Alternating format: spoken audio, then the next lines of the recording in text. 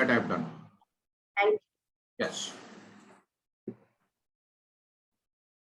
Let me first share my screen.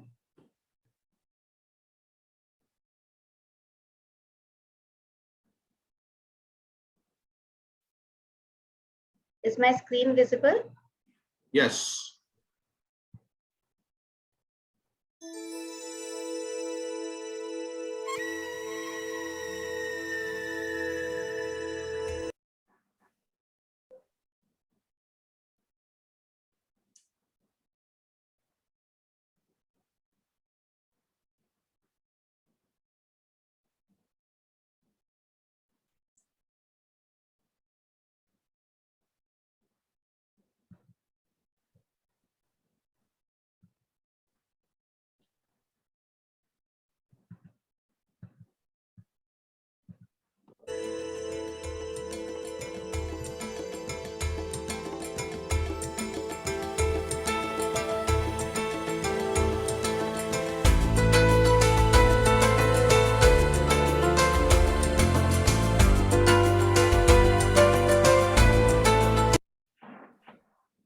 So you just need to give me a second. Yeah. I thought we are going to hear Hari's voice. The music behind. गाना गाने का कोई plan नहीं है sir. Acha. For that you have to watch the entertainer show.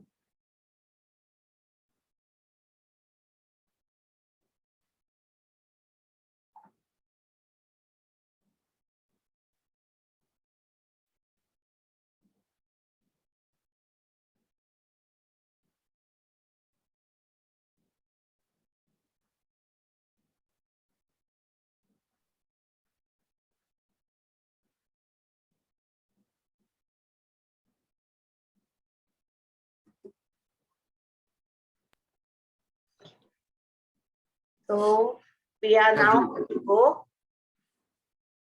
So good morning and a warm welcome to all. We are delighted to have you join us for the debut edition of HSSE Skills Symposium in association with Agile Vibes and Multi-Node Solutions. My name is Juhi Gupta and I'm the founder of Agile Vibes. And in my current role, I'm also associated with HSSE as Project Leads Corporate Relations. I'm an HR professional, a passionate trainer, a posh consultant, and a career guide with 16 years of hardcore experience into talent management and development. It is my pleasure to be the master of ceremony for this event. I would now like to introduce Mr. Dilip Kumar Sharma, founder Multi-Node Solutions and mentor at HSSE. Mr. Sharma is an author, L&D, LMS, e-learning content consultant with over 15 years of experience in trainings. His organization, Multi-Node Solutions, is an e-learning solution provider helping trainers, educators, and organizations go online by providing end-to-end learning management solutions. So welcome, Dilip sir. We also have our close associate, Parul Tripathi, today here. Welcome, Parul. We have with us Mr. Hariharan Iyer, founder HSSE and this event's architect. Welcome, sir, and thank you for giving us this opportunity for this wonderful event. As we are about to begin, I would like to announce that this event was supposed to be streamed live, and whenever we find it possible, we'll try to stream it live on Facebook also. Before we formally initiate, we have some housekeeping set. So I'll request everyone to please be on mute until and unless speaking. You can raise your hands on the toolbar for the questions or if you need to speak. And you can also type your questions for the speakers in the chat box and we will take up the question as and when possible. So without taking any long, it's time now to formally announce the Skills Symposium open. Wow. So let's understand briefly what is there in these 2 hours. So in the past 2 years, HSSE has been conducting several virtual conclaves around different themes. This time, we wanted to focus on the opportunities in the changing times. And since we are now in a hybrid environment, it is essential to understand the key skills to match this change. With this thought in mind, we invited nominations from experts who can help the fraternity understand the key skills. And HSSE received an overwhelming response. But due to the limited time frame of the event, we selected 6 skills to be shared by 6 experts. Through a 15-minute talk, we will have our keynote speaker share his thoughts initially, followed by speaker sessions. And that's not all. At the end, we have a very special announcement by Mr. Hariharan Iyer. So stay glued to the screens, but you can definitely have a cup of tea and enjoy some refreshments while you are in this event. So before we start these stalwarts, I would take this opportunity to have Mr. Iyer share the event vision and insights about HSSE. So let's welcome Mr. Iyer with a small AV.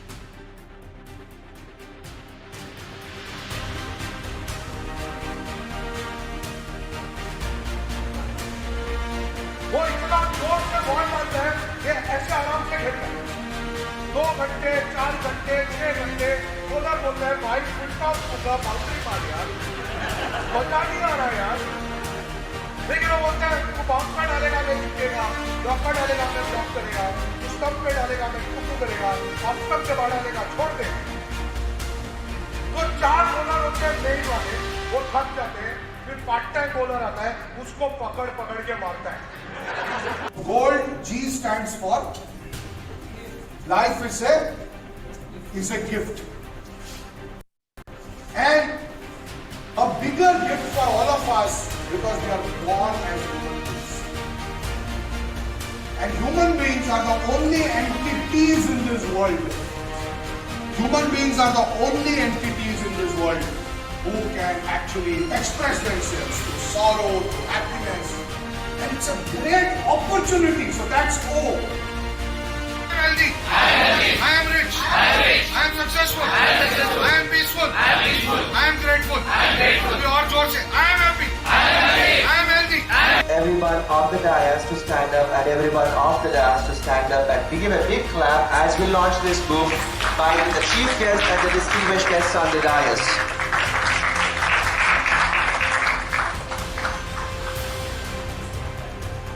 Please, sir.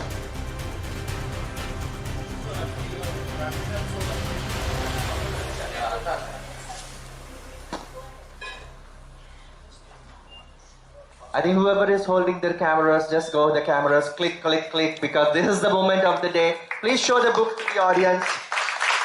Wow, this is the moment. Dear Diksha by Hariharan Iyer, published by Krimiga Books, is all on the shelves now. Thank you so much. Please take your seats.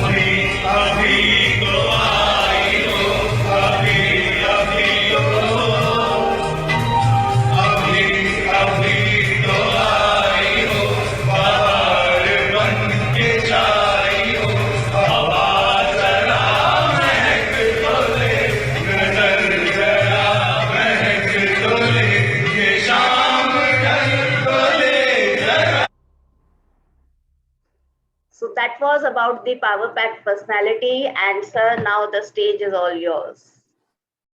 Okay, that you made me very emotional at the start of this this symposium. Good morning to everybody, and first of all, please accept my absolutely sincere gratitude and thanks for joining us on this Sunday morning on May 1st. And it's a holiday for all of you, but you've taken time out to be with us for these next couple of hours to enjoy some absolutely amazing speakers that are coming our way. To talk about HSSE, I mean, I can take a full day, but I'm just going to take about 5 minutes to introduce to you a little bit about HSSE. And Jui had an inspirational thought in the morning that we should do a separate conference, something like a presentation from all three of us, where we talk about our respective organizations, something like the spirit of collaboration. And it's absolutely amazing to have launched. It is absolutely amazing to have launched this initiative. Just give me a second.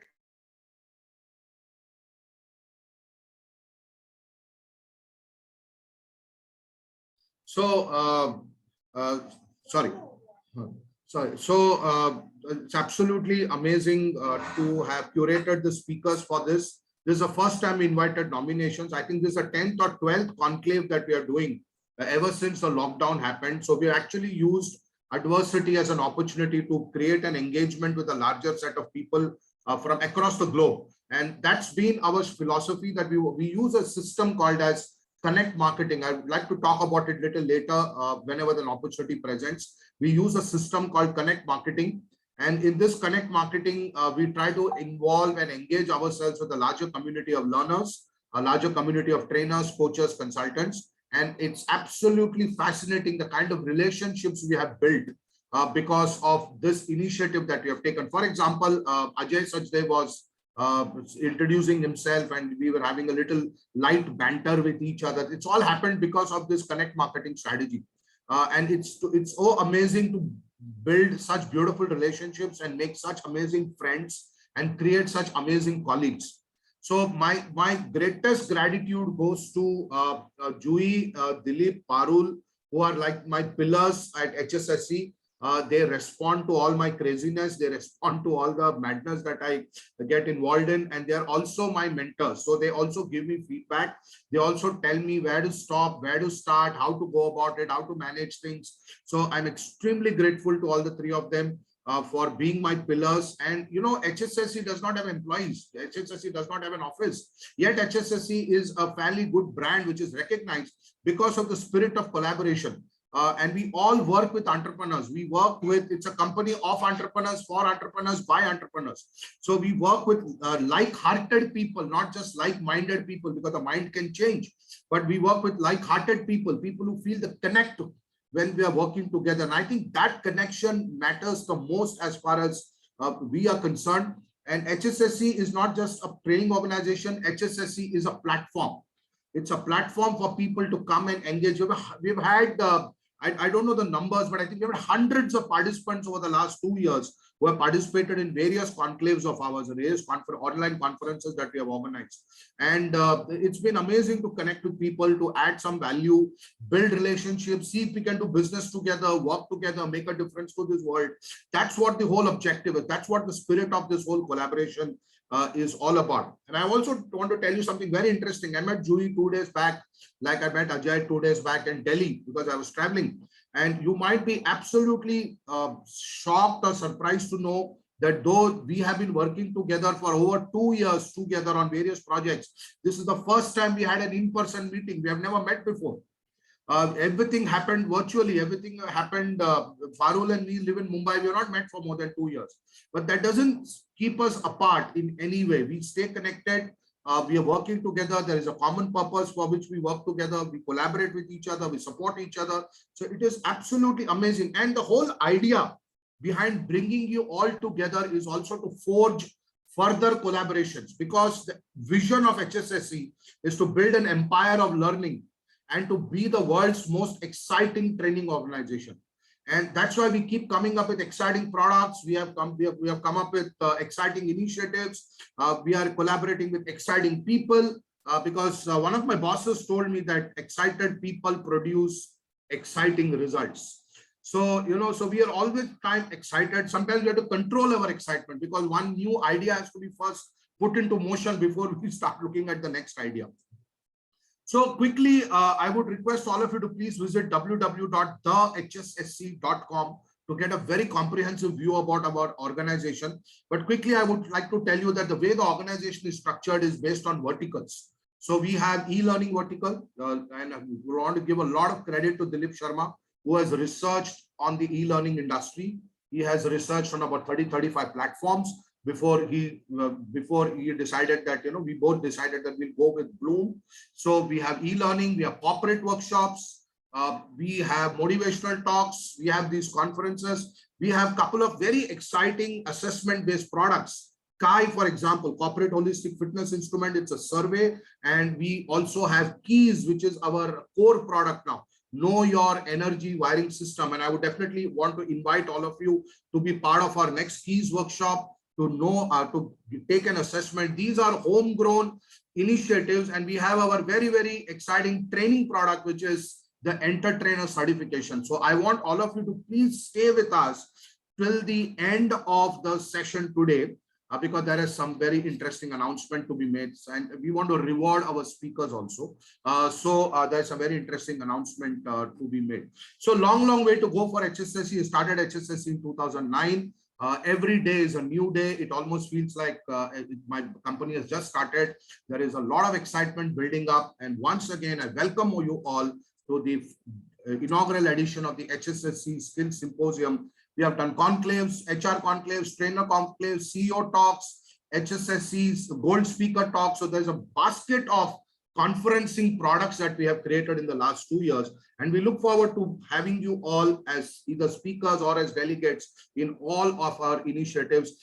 Thank you so much to all the delegates who have joined us today. Thanks a lot to Iyer sir for agreeing to be a keynote speaker. And thanks to all the other 6 speakers for literally having selected themselves to be a part of this conclave. It doesn't mean that other speakers are not good. We just had to curate the 6 right now. And going forward, we will have more themes. And once again, Joey, thank you so much for a wonderful job that you do as a master of ceremonies.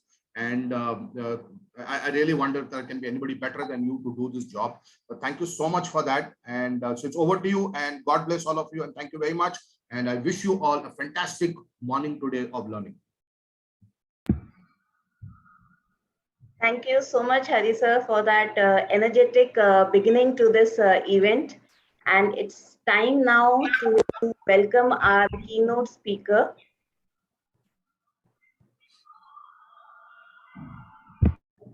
So let's welcome Mr. Subramaniam Iyer. I want all of you to please join me in welcoming her.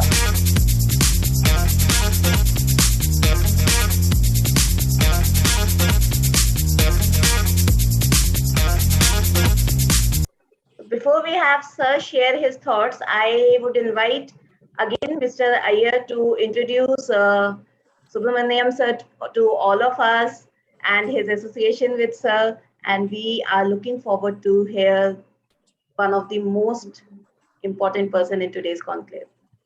Thank you so much, Joey. And first of all, so Iyer introducing Iyer sir.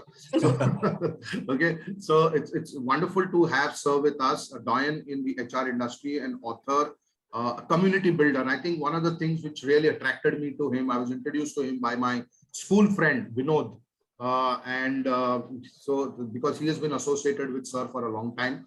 And it's wonderful to have sir with us. Apart from him being a faculty with the Pillai Institute of Management, he is also a community builder. What I really loved about the work that he's doing is like we are trying to do, is doing something very similar, bringing people from the HR and learning fraternity into one group, creating opportunities for others to express themselves. He also organizes these conferences, these talks. He's an inspiration for a lot of people from the HR and training fraternity. So rather than making it a very professional introduction, I thought I'll make it a slightly personal one. Of course, you can check up all his details on LinkedIn, and you can even request him to be part of his WhatsApp group. where you can interact, share, share your learnings, share your work, and see how you can collaborate with one another. I think the philosophies are all the same. We are in each other's groups. We try to see how best we can support each other. So I'm extremely delighted that Iyer sir agreed to be a keynote speaker for us. So welcome, sir, and thank you very much. Gratitude on behalf of HSSE and the team out here, Agile Vibes and Multi-Node Solutions also, for being a part of this, this symposium. Thank you very much, Mr. Hari. I do not know, actually, I am overwhelmed the way in which you have introduced me. Of course, all credit goes to my organization I work for. I work for Bombay Chamber of Commerce. I work for Employer Federation of India, and the company has made me what I am today. Okay, thank you very much, dear Hariharan and the core group who has organized this event very thoughtfully today, which is a Labor Day across the globe. I would also like to thank participants, as you rightly said, in large numbers to attend this symposium. This clearly indicates that today's generation are hungry for assimilating specialized knowledge, irrespective of their expertise. Dear participants, I would like to maybe in between, maybe I would share some good quotes, etc., which has actually touched me and which has made me what I am today. See, knowledge is not power, as said earlier. Application of those knowledge is power. So that's what it is. And being a keynote speaker, maybe I'll set the ball rolling. And it is for my dear other professional colleagues, Dr. Suhas Rao, Dr. Anjana Vinod, Mr. Rajendra Bhatter, Mr. Venkat, Mr. Kalpesh Trivedi, and Mr. Sumit Ghosh, who will engage us with delightful subjects. So maybe there are some few things which I would like to just point out. I think the Skills Symposium is one of the apt subject, I think, which Mr. Hariharan and his core team has devised. Yes, what is a skill? What is a competency? I think today's skills are so very important. I will not explain those things, but there are some skills which are extremely important. Maybe I just would narrate few things. Maybe the learned participants can also note some of these things, because whenever I speak on any symposium or any event like this, I work for at least 4 to 5 hours. That's the way I have been for years and years. Okay. Now, of course, skills are pretty important. Skills are important. Competencies are also equally important. And what one of my friend from Wellinger said was, Mr. Iyer, I think the population is, today the population is scared because of the technology. Don't worry about the technology. Do what the machines cannot. Machines have replaced men. Intelligent machines have replaced intelligent men and women. What do we do now? Do what the machines cannot. I think that was the answer which he gave me. Actually, it opened up my mind. So please understand, dear friends, it is human beings. We have very limited energy when we wake up in the morning. And we need to optimize our physical, mental, emotional energy within those 8 to 10 hours. And dear Hari, I would like to tell one more thing is, when I just took a lecture for some engineers at BPCL, so what he said was, Mr. Iyer, you could be a CEO, you could be a managing director, or you could be a vice president, or you could be a business consultant, head HR, etc. But if you are a motivational speaker, or if you are a departmental head, and if you are going to speak on a subject, by your talk, if you are unable to engage and convince your people to change their behavior positively at work, you have not done your job.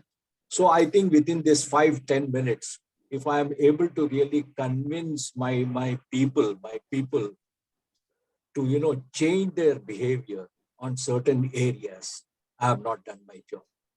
One thing which comes to my mind is, of course, we all feel that we have to be productive. We have to contribute to the organization. We have to contribute to the family, etc. But the bottom line is we need to invest in ourselves. investing in ourselves is the best way. I think of course, I keep hearing maybe the speakers across the globe. I've got about, books worth about 3 lakhs of rupees, and I keep reading all the time. So what does the author say is, he says you need to self-invest. Self-investment is the best investment. The return could be to an extent of around 30 to 35% annually. What we do is maybe after the age of 50 or 55, we feel that, we have become old and maybe we will have to, collect the money and put our settlement, etc., in the fixed deposit and maybe buy shares and put into some FDR, etc., whereby the returns could be between 8 to 10 or 12%. And that's the way we carry on. But the author says our mind is like a magnet. And you need to really invest everything. You need to invest maybe in terms of communication, in terms of personality, in terms of accounts, in terms of all those things, so that when you open your mouth in front of the people, in front of the professionals, everything comes out. What you feed, will come out. Even Mr. Robin Sharma, who is the author of The Monk Who Sold His Ferrari, I think these are some of the things which touched me. And what he says is, you want to become extraordinary in life? I'll tell you how to become an extraordinary person in life. He says, read one business book every week. And by virtue of reading every week one business book, you end up reading 52 business books in a year. And by reading 52 business books in a year, you end up reading 520 books in 10 years. And when you read 520 books maybe in 10 years' time, the thoughts of the authors rub on you, and you start speaking like some of the authors.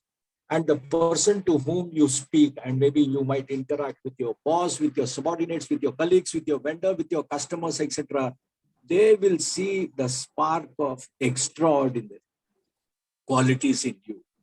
And you must be wondering, why these people call me extraordinary.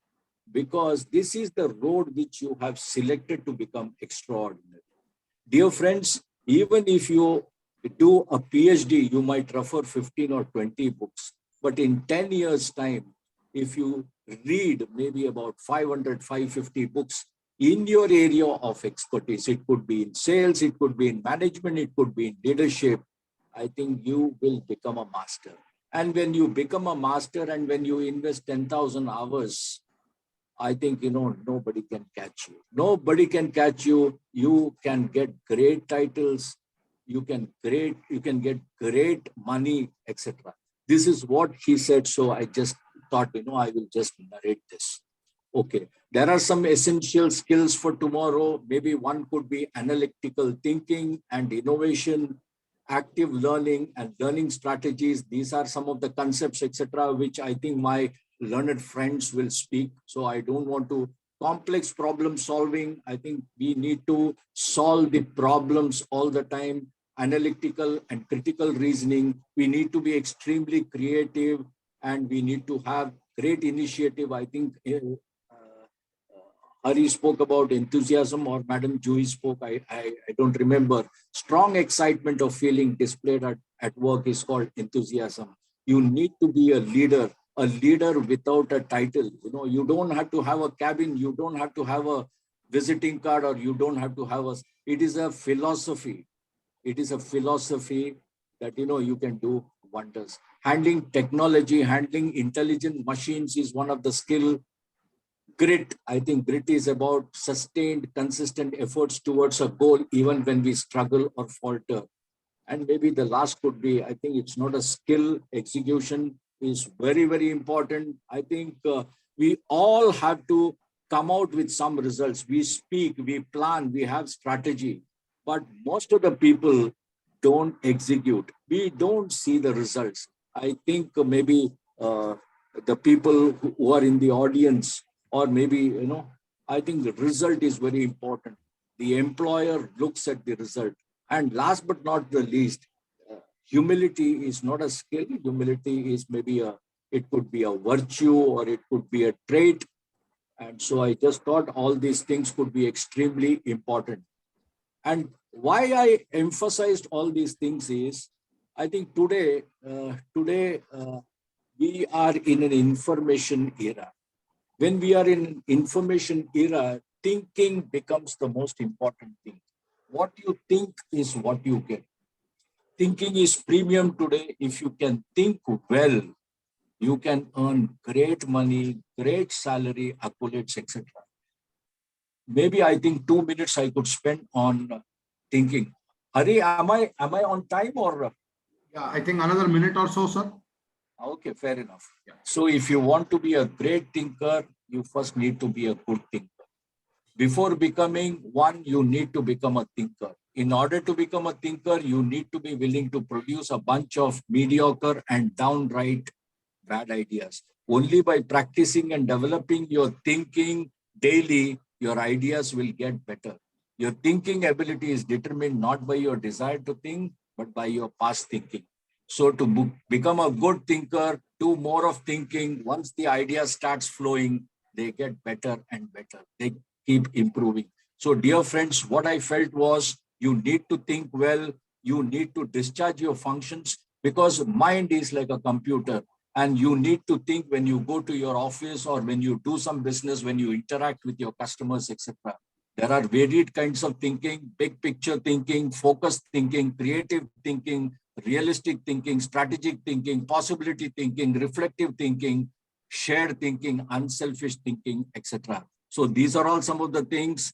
And I felt that, 90% of the population don't upgrade themselves after their college or management education.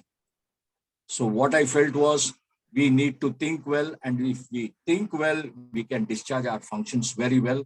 And it's an appropriate forum. I think, Hari, I think even the topic which you have selected is absolutely appropriate. So this could be this is the way, maybe I set the ball rolling, and that's it. I want to finish it as early as possible so that my colleagues can take it from here. Thank you very much, my dear. Thank you, sir. Awesome, sir. Thank you so much. Thank you. Thank you so much, Subramaniam, sir. I mean, it cannot be a better start to this event. Setting the tone right and already giving us so much to learn that I am sure our audience will now feel that why this symposium has been actually thought of. And with your start, we can imagine the level of learning we will be having from our speakers forward. Thank you so much, sir. Thank you. Thank you very much.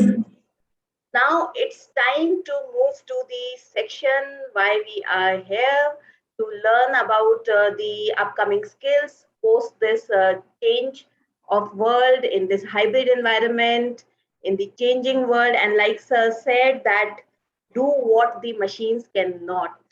So keeping that in mind, I would like to welcome our first speaker.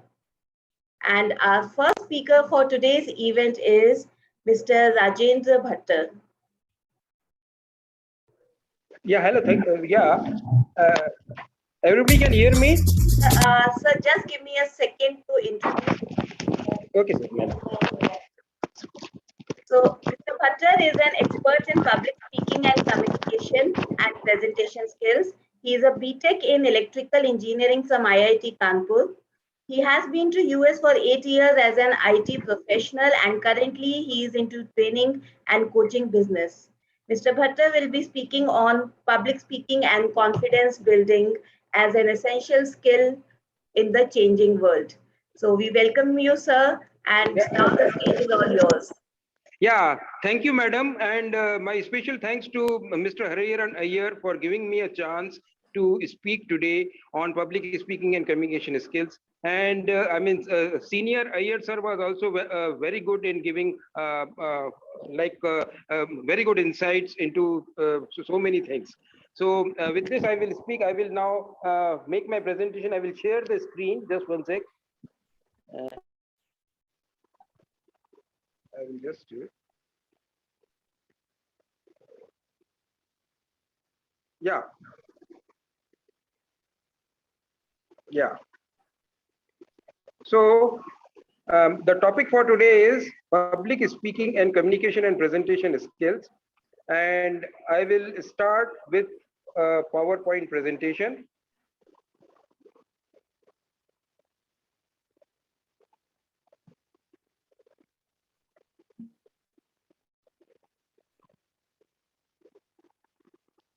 Yeah.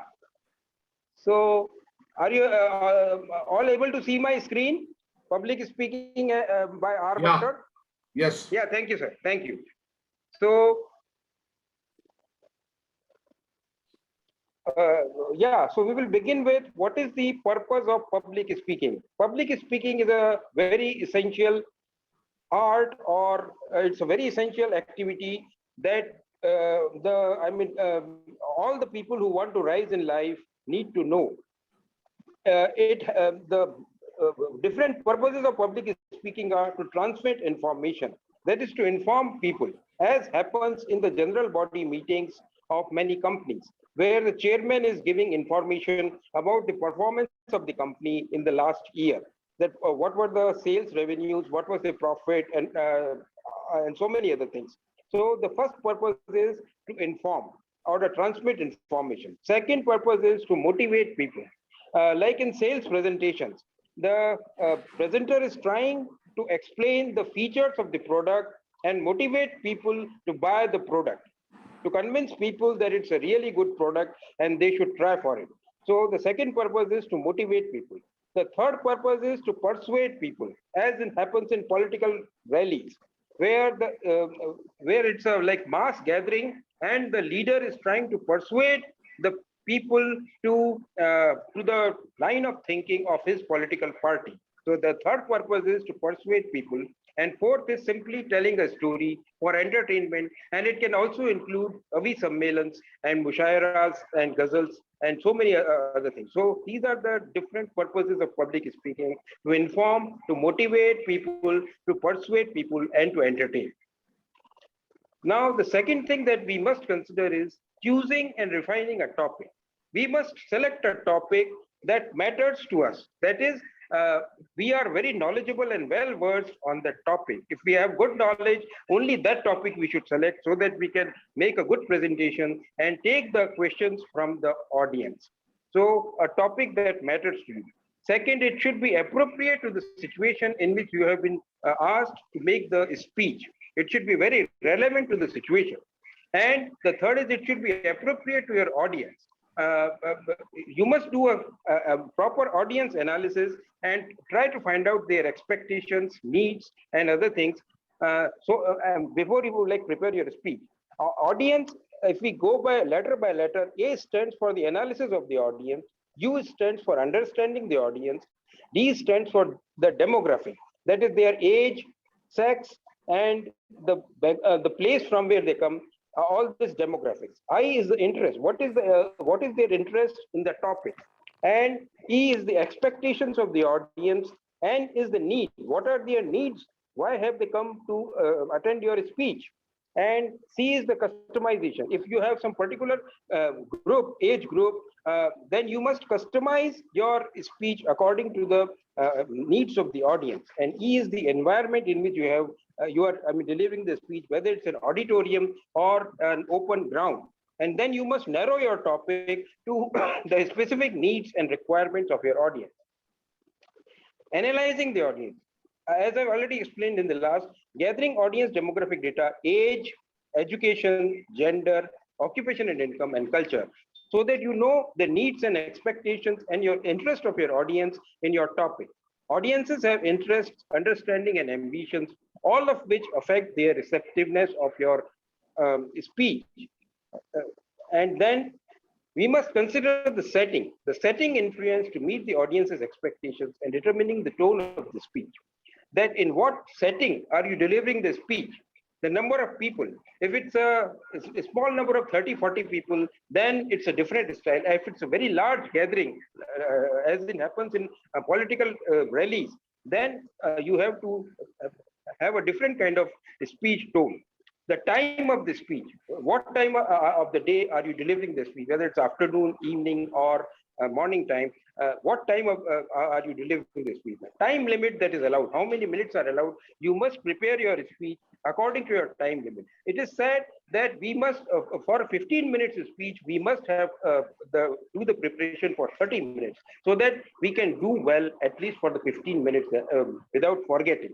So we must consider the time limit when we are preparing our speech.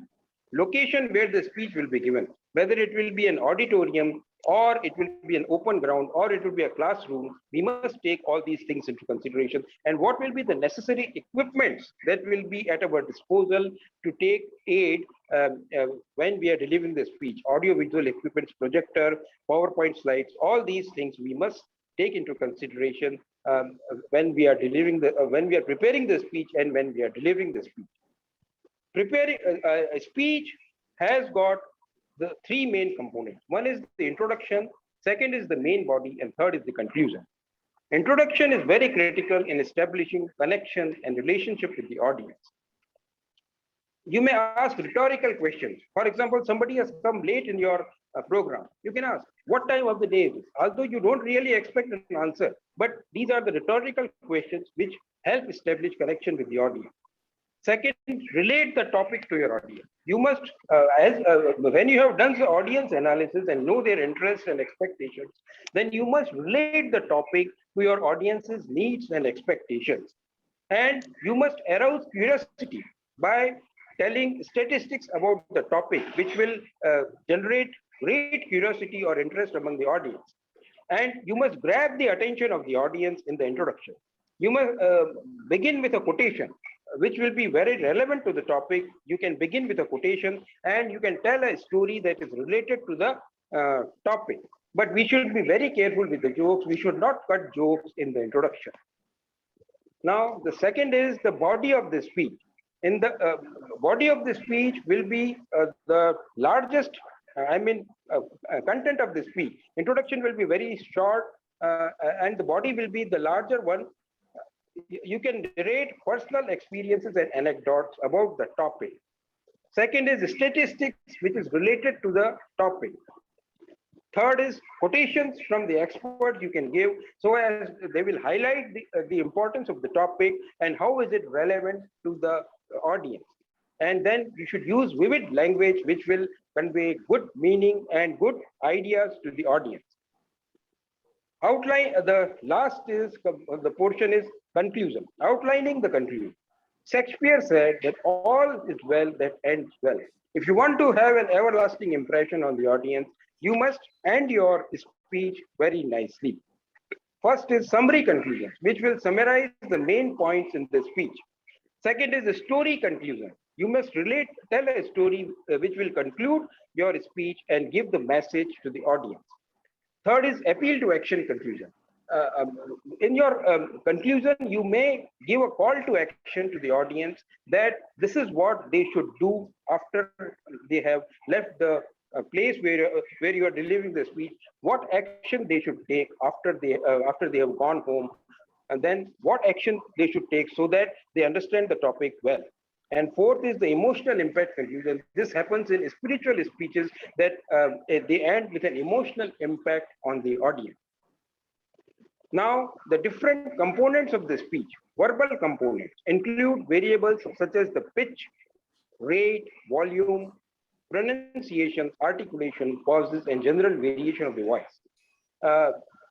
It is said that for a message, the 55% of the component of the message is conveyed by the body language, and 37% is conveyed by the tonality, the pitch, the pace at which you are delivering the speech, the pronunciation, articulation, and pauses. You must give pauses, appropriately timed pauses at appropriate places, so that the audience will get time to digest what you have said immediately before. And then after the pause, they will be able to pay attention more to what is coming. So appropriately timed pauses are very important, and general variation of the voice. It should not be a monotonous speech voice that you are using. Then you must speak to be understood. It must be loud enough. You should not mumble. You should not speak too fast. You should speak slowly but clearly so that you are very well understood, and pronounce the words correctly. Speak with variety, not monotone. Use inflection correctly. Use pauses appropriately. When you are using a monotonous speech, if you are using, then it will not grab the attention of the audience and they will feel bored. So you must change the speech or the pitch rate and so many other variables and use pauses appropriately so as to keep the attention of the audience. And the non-verbal components of the body language. Maintain good eye contact. If you have an audience in an auditorium, then you should fix 3 points, one to the right, one to the center, and one to the left. And keep changing your gaze from right to center to left, and then back from left to center, and then to right. And this way, keep rotating your gaze so that everybody in the hall feels that you are maintaining eye contact. When you are maintaining eye contact, then only the audience will pay attention to what you are saying. Gestures. Last 60 seconds to go. Yes, sir. Gestures, movement, posture, facial expressions, personal experience, and use the visual aids as a helping hand. So these are the various non-verbal components that you can use. And coping with nervousness. It is important to learn to cope with the fear and anxiety about public speaking. You should pick a topic that you are comfortable with, take time to prepare, and control food and beverages before the speech. Visualize successful speaking experiences and pause a few seconds before you speak. So this is my presentation for today. Thank you for listening to me, and I would appreciate your questions in the chat, or like you can send me an on WhatsApp message. I will be very glad to answer. Thank you, Hariharan sir, for giving me the opportunity today to speak. Thank you, Rajendra. I think Apurva has raised her hand. So just take this one comment or question, then we move on. Yeah, just one second. Let me. Apurva, please can close your presentation, please. Yeah, sure. Good morning, sir. Sir, I just have one question. Like while Yes, preparing the content, how much should be the theoretical content and how should be the involvement content? Because at times when we give the presentation or when we are taking the learning sessions, people are not that involving. They are not involving. They are just sitting, they are just listening to that content, and we are not sure enough if they have got that content or are they understanding until and unless there is no involvement from their side. So should we have some content which is involving, or should we always have the theoretical thing? Yeah, actually, we should have content which is practical, like it gives examples from real life, which will engage the audience. We should try to engage the audience rather than giving theoretical inputs to them, and we should have like very practical content that will keep the audience engaged and engrossed in the speech. So. Okay, is there any ratio to it, or it depends on the speaker or the topic? Yeah, the ratio, I mean, like it should be say above 50%, 60% at least. You should keep the practical content which will keep the audience engaged. Okay. Yeah. Okay, got it. Thank you. So I think thank you, Rajendra ji. I think one of the things you guys can do is can post your questions in the WhatsApp group, and the speakers can respond to that in the WhatsApp Yeah, group. sure. I would be very happy. Thank you, wonderful. And Rajendra ji, thank you so much. I've known you for a few years now, and I'm really amazed and delighted at the way you have reinvented yourself.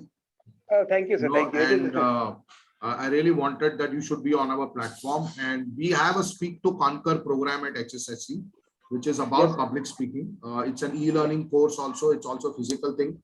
Let's see how we could work together, and create more speakers.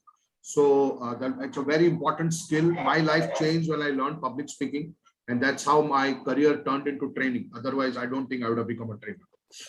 Thank you so much, Rajendra ji. Yeah, thank you, sir. Welcome. Thank you so much, Rajendra sir, for sharing that exhaustive details on being a speaker, for sharing your valuable insights. And like Subramaniam sir has also said and iterated, and what Hariharan sir also always tell is that knowing is nothing and doing is everything. So whatever we are learning today, I am sure that we will be putting that into use, into practical use, so that we can make the best out of it. Thank you so much, sir. Yeah, thank you, madam. Thank you. Moving ahead, we now have our next speaker. And our next speaker is a very special person. We have with us Dr. Anjana Vinod, and she has been a speaker at TEDx twice and brings along 30 years of experience in training and coaching space. Certified by ICF PCC, she is the only breast cancer coach in India. She has been awarded the APJ Abdul Kalam Professional Excellence Award in Education and Training. She has also appeared on the cover page of Passion Vista, a global magazine, as Most Admired Global Indian.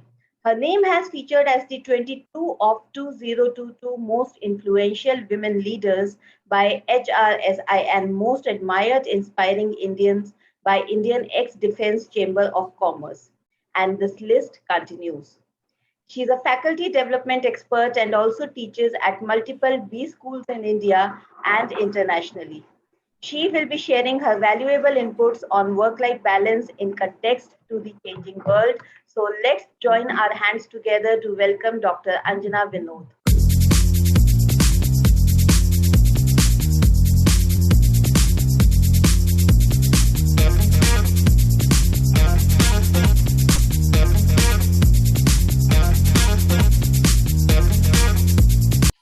Over to you, Dr. Vinod. Thank you so much. And it's been an absolute honor and pleasure listening to the people since morning. And I really feel very privileged to be on this platform. While we go ahead and I talk about what is work-life balance, may I please request an access to be able to share my screen? Yeah, just a minute. Okay.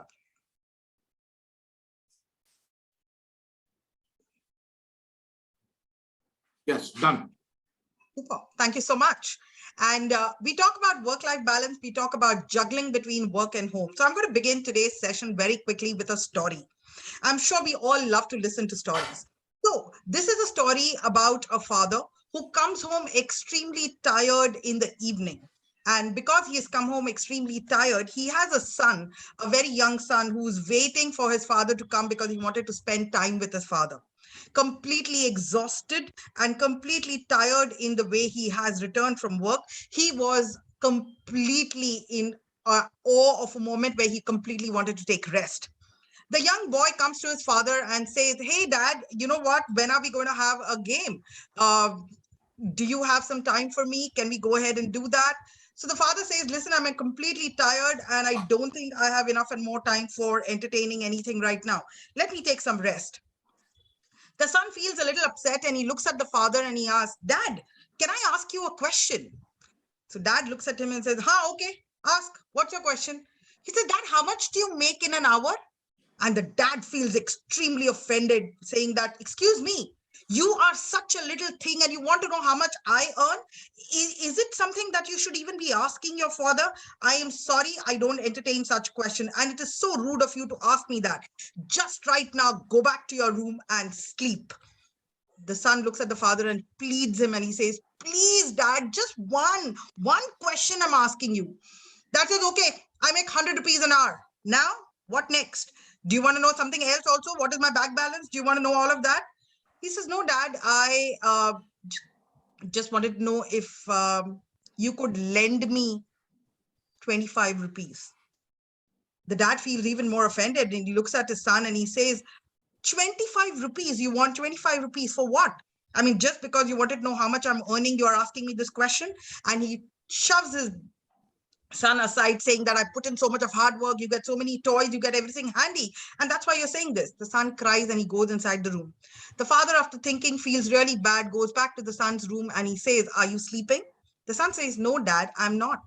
He says, "I'm really sorry for behaving that way. There was too much of pressure at work.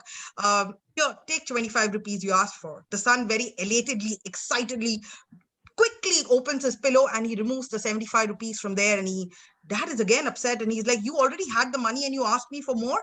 How much do you need? What greedy character are you?" He gives the 100 rupees to his dad and he says, "Dad, can I buy an hour from you?" How many of us have faced similar things? How many of us feel the same way and we have compromised in our life to do this? So the topic today that we have is, what does work-life balance really mean? Does it mean like the normal definition where we talk about balancing work and balancing home? Does it mean that? Does it mean allocating some amount of time or some amount of time there? Is that what creating work-life balance mean? Well, no. Work-life balance is a myth. And what is very important is agility, which is the key to creating this balance. How often and how rapidly are we willing to change? Reflect back in your life and check. 2 years back, pandemic, what did it do to all of us? How many of us thought we would be working from home permanently, something that we always wanted to do? But now it's become a permanent affair. What do we do next? So work-life balance, my dear friends, is only a myth. What is important is to understand is not work-life balance, but it's an agility to work-life blending. That is what is very important, because when we talk about balance, it's about removing from one side and putting it in the other, or removing from the other side and putting it on this side. If I'm doing less work, I'm spending more time at home. If I'm doing more home, I'm spending less time at work. Well, no, it's about personal satisfaction and about professional satisfaction, both coming hand in hand together. What is very important is what causes this imbalance. The main reason why imbalance happens is because it is society versus me. How often as parents, as seniors, as elders in the family do we feel, what if I make my husband make tea? What will the world tell? What kind of a wife am I? What if my mother-in-law is cooking and I am on a call? What will the world think? It's always about society versus me. That causes the biggest imbalance. It's about the personal ambition. Will people think I'm really selfish? Am I too ambitious? That's the reason why the imbalance gets caused. It also gets caused because of OCD, obsessive compulsive disorder. I want things to be like this. Oh, why is this not like this? The bottle has to be kept like this. The cook has to make it this way. How does it matter? You're getting it in your hand. Learn to adjust and compromise. Learn to work with it. If we don't, we cause this imbalance. Sometimes we want to have the superhero image. We want to believe that, oh, I can do it all. I'm a superwoman, the typical Bonvita mom that is shown in television. I am that. Well, you will cause imbalance. You will cause dissatisfaction on either fronts if you do that. What is important is, let's do a quick exercise. I'm not going to spend time in asking you to do it right now, but I would definitely request you, whenever you have time, spend time in writing down 10 things that you did yesterday. Reflect back how many of those things were important only for you to do it. So is there really a mantra to achieve a work-life balance or a work-life integration? Well, very honestly, there's a very simple mantra we are talking about. Number one is commitment. Commitment to your own self, commitment to doing certain things. Plan. What are you planning to do and how do you plan to execute it? Don't go ahead and say, this is what, it's anyways working this way, it's working fine. Push out of your comfort zone. Never say yes when you want to say no. And it's such a small thing, it's okay, I will do it. But 10 small things will lead to a big thing. And please stand up for yourself, because nobody else will do it for you. What is important is, do I understand what is my prime time? Every individual has a 24-hour clock, and this clock functions in a particular fashion. For you to have this balance, you need to understand which part of the day is most productive for you, and accordingly spend your time, allocate your task accordingly. When is it that you can do the best to get the best results? What is also very important is, I'm going to give you some platinum mantras to go ahead and make sure that this balance, this agility, this complete integration is possible. Rule number one, plan your day. Even if it is a Sunday, plan your day. Oh, today I have no plans, I'm just going to laze around. No problem. Plan your lazing around. Am I going to watch television? Am I going to chit chat? Am I going to go on Zoom and speak to friends? What are you going to do? Plan your day. Number two, make sure that what's special today create a difference. How do I do that? At the end of the day, start writing down one thing that you are grateful for today. Maintain a gratitude journal. It could be as simple as, oh, I was getting late to office today and I got the rickshaw. The moment the first rickshaw stopped, I got it. I'm really grateful. Doesn't matter. Doesn't matter what you're grateful for. Does not always need to be a big thing. Smallest thing that you're grateful for. Sometimes you're even grateful for keeping an alarm in the night and making sure you get up in the morning to switch it off. You could be grateful for that as well. Make sure that you stick to a routine. Close and make sure you follow a routine. Unfortunately, today's time, we don't know whether are we working from home, which means that we aren't even sure, are we sleeping at work or we working at our sleep place? That's the big disconnect we are juggling with. Make sure you have clear routine. This is when my day ends. This is when my day starts. When you have clarity on that, it is easy for you to continue working on it.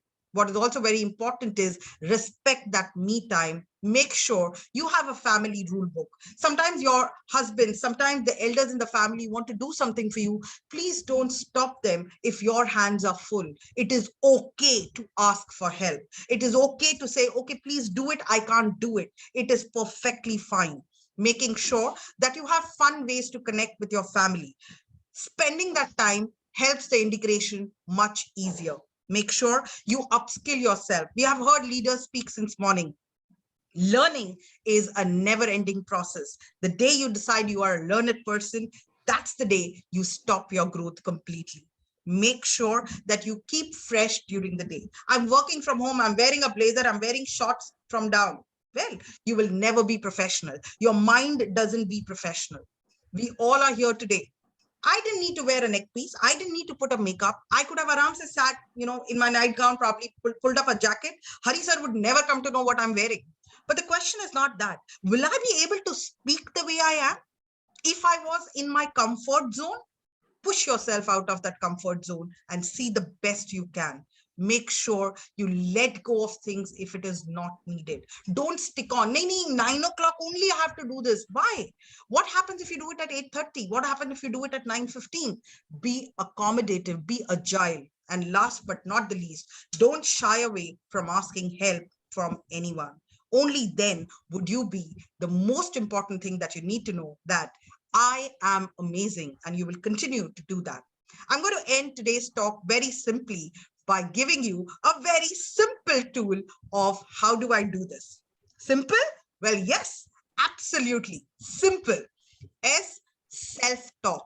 What you tell yourself makes a world of difference. What you tell yourself in terms of what you want to achieve in life makes a lot of difference. Never use a negative annotation. Never say, I want to lose weight. It is very negative. I want to be healthy. I want to be fit. Try and use a positive verbia. The world changes. Make sure you are influential, not only to the people around you, but to the image that you see in the mirror. Are you guaranteeing yourself that you want to be your best version? How influential are you for your own self?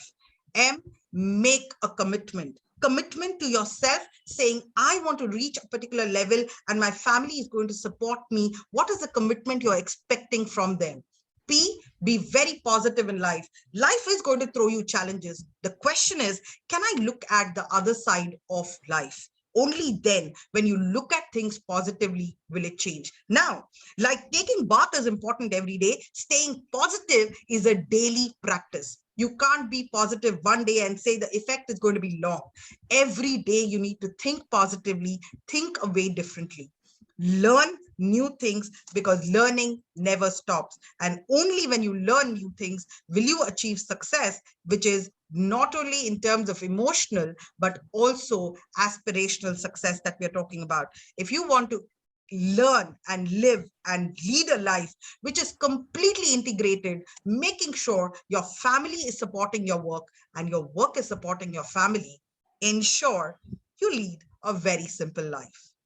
Thank you so much, Hari sir. And that's all from my end for today. Absolutely amazing, Dr. Anjana, and thank you so much. One conversation I had with you, and I knew that you had to be a speaker at the Skills Symposium. And after that, I also went and checked out your TED Talk, where you spoke about breast cancer and how to cope with it. It was very amazing, very inspiring. I would request everybody to please check out Dr. Anjana Vinod's TED Talk on YouTube.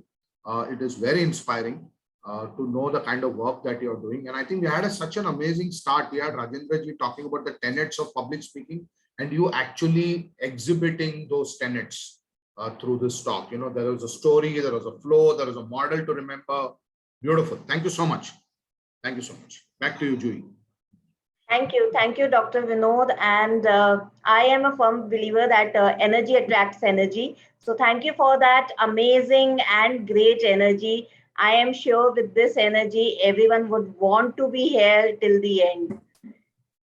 Thank you so much. So moving ahead, let's welcome our next speaker in row. And our next speaker in row is Mr. Kalpesh Trivedi. To talk about him,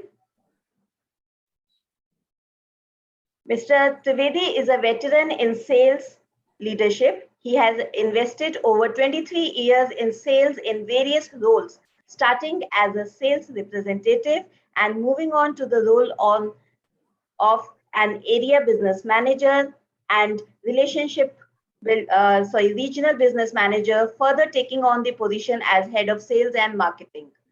After over 13 years in the corporate space with reputed organizations, he ventured into the entrepreneurial role with his consulting company called KT Corp and Enhance Skill, a networked learning company. He has been associated with several organizations as a sales consultant, supporting them on their sales and marketing strategies and go-to-market initiatives.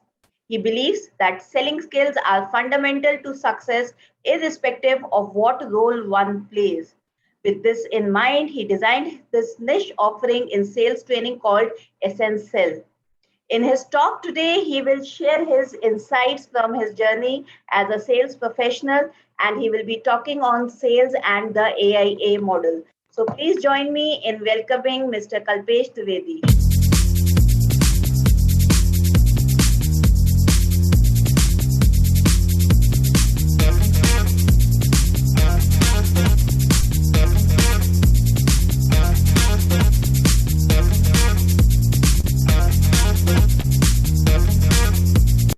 All over to you, sir. Yeah, I don't have any PowerPoint slides. I'm going to make it as interactive as possible. And I would like to see a lot of faces when I'm talking. So, good.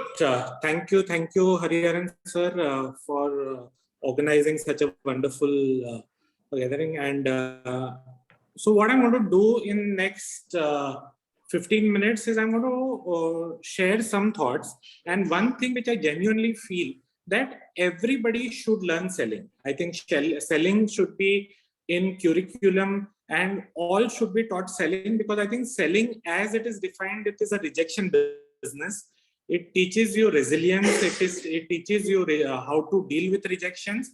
And as the new age author shares, I'm going to talk about few fundamentals of selling, and I'm going to share something that how selling has changed in the last few months.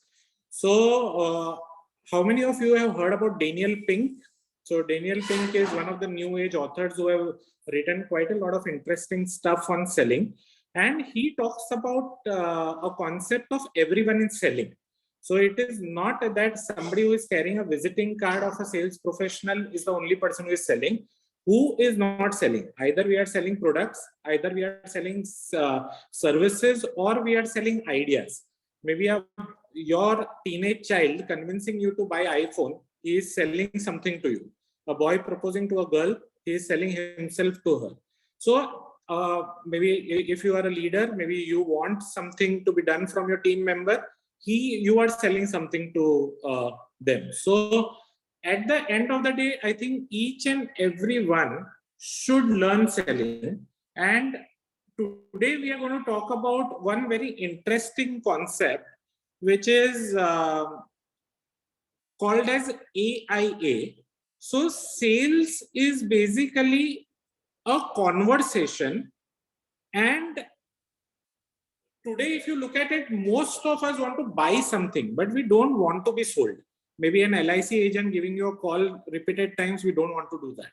A lot of our sales conversation is moving away from human interaction to just a click. So all of a sudden wants to buy a lot of stuff, but we don't want to be sold. So today selling has changed to having some good conversation with your prospect and just nudging him to buy your product. If somebody becomes a little very pushy, aggressive. A lot of us tend to take 2 steps back and we don't want to buy the product. Would you agree to this? Can I listen to some voices? Can I have more camera on? I think. Or people can put it in the faces. chat. Yeah. You can either put it in the chat, or You can put it in the chat. or you can talk to Kalpesh, please.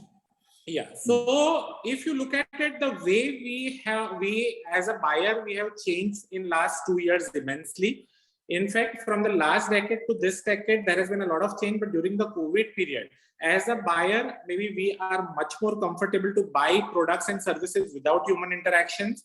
We have become very, very choosy. Even because of the online options, all of us are competing with the globe. So if I want to buy, maybe, so I am a sales trainer. If somebody wants to want a sales trainer today, on one click, he has 50 options available. So sales is about having good conversation. And today I'm going to talk about one conversation model, which has really changed the way I sell. And I hope that all of you also would like it. And that model is called AIA. A short pencil is always better than a long memory. So in case you want to write it down, I think you would remember it. So the first A is about when we are having a conversation with anybody, can we acknowledge, accept, agree to whatever he's saying? So maybe if you imagine, most of our conversations, say your child coming to you for taking an advice on something, or your friend asking you that where should I go for a vacation, we generally go on to something called as an advice. But in this AIA model, they reverse the sequence and they say, when somebody comes to you, first accept, agree, acknowledge, ask a little more questions. I stands for inquire, inquire a little more. And last A stands for advise only and only and only and only and only if necessary. But if you look at it, generally, any kind of conversation, whether it is a sales conversation or any other kind of a conversation, we generally tend to go on to the third mode very fast. And that stops us from having some wonderful conversations. So again, going back to the same example what I took of a friend coming and telling you that, okay, I want to go for a vacation, and because you had a good time in Kashmir, you telling him, "Haan bhai, terko Kashmir hi jana hai," is the advice mode what you give. But generally, can we pause, reflect, and ask him, what are the kind of vacations do you like? What are the, is it going to be a family vacation? What are you looking up to? Inquire a little more. Connecting this to a sales situation, a lot of times a person would say, yeah, aapka product and services did not work. And you say, no. Let me tell you, all other people who have bought, they are very happy with it.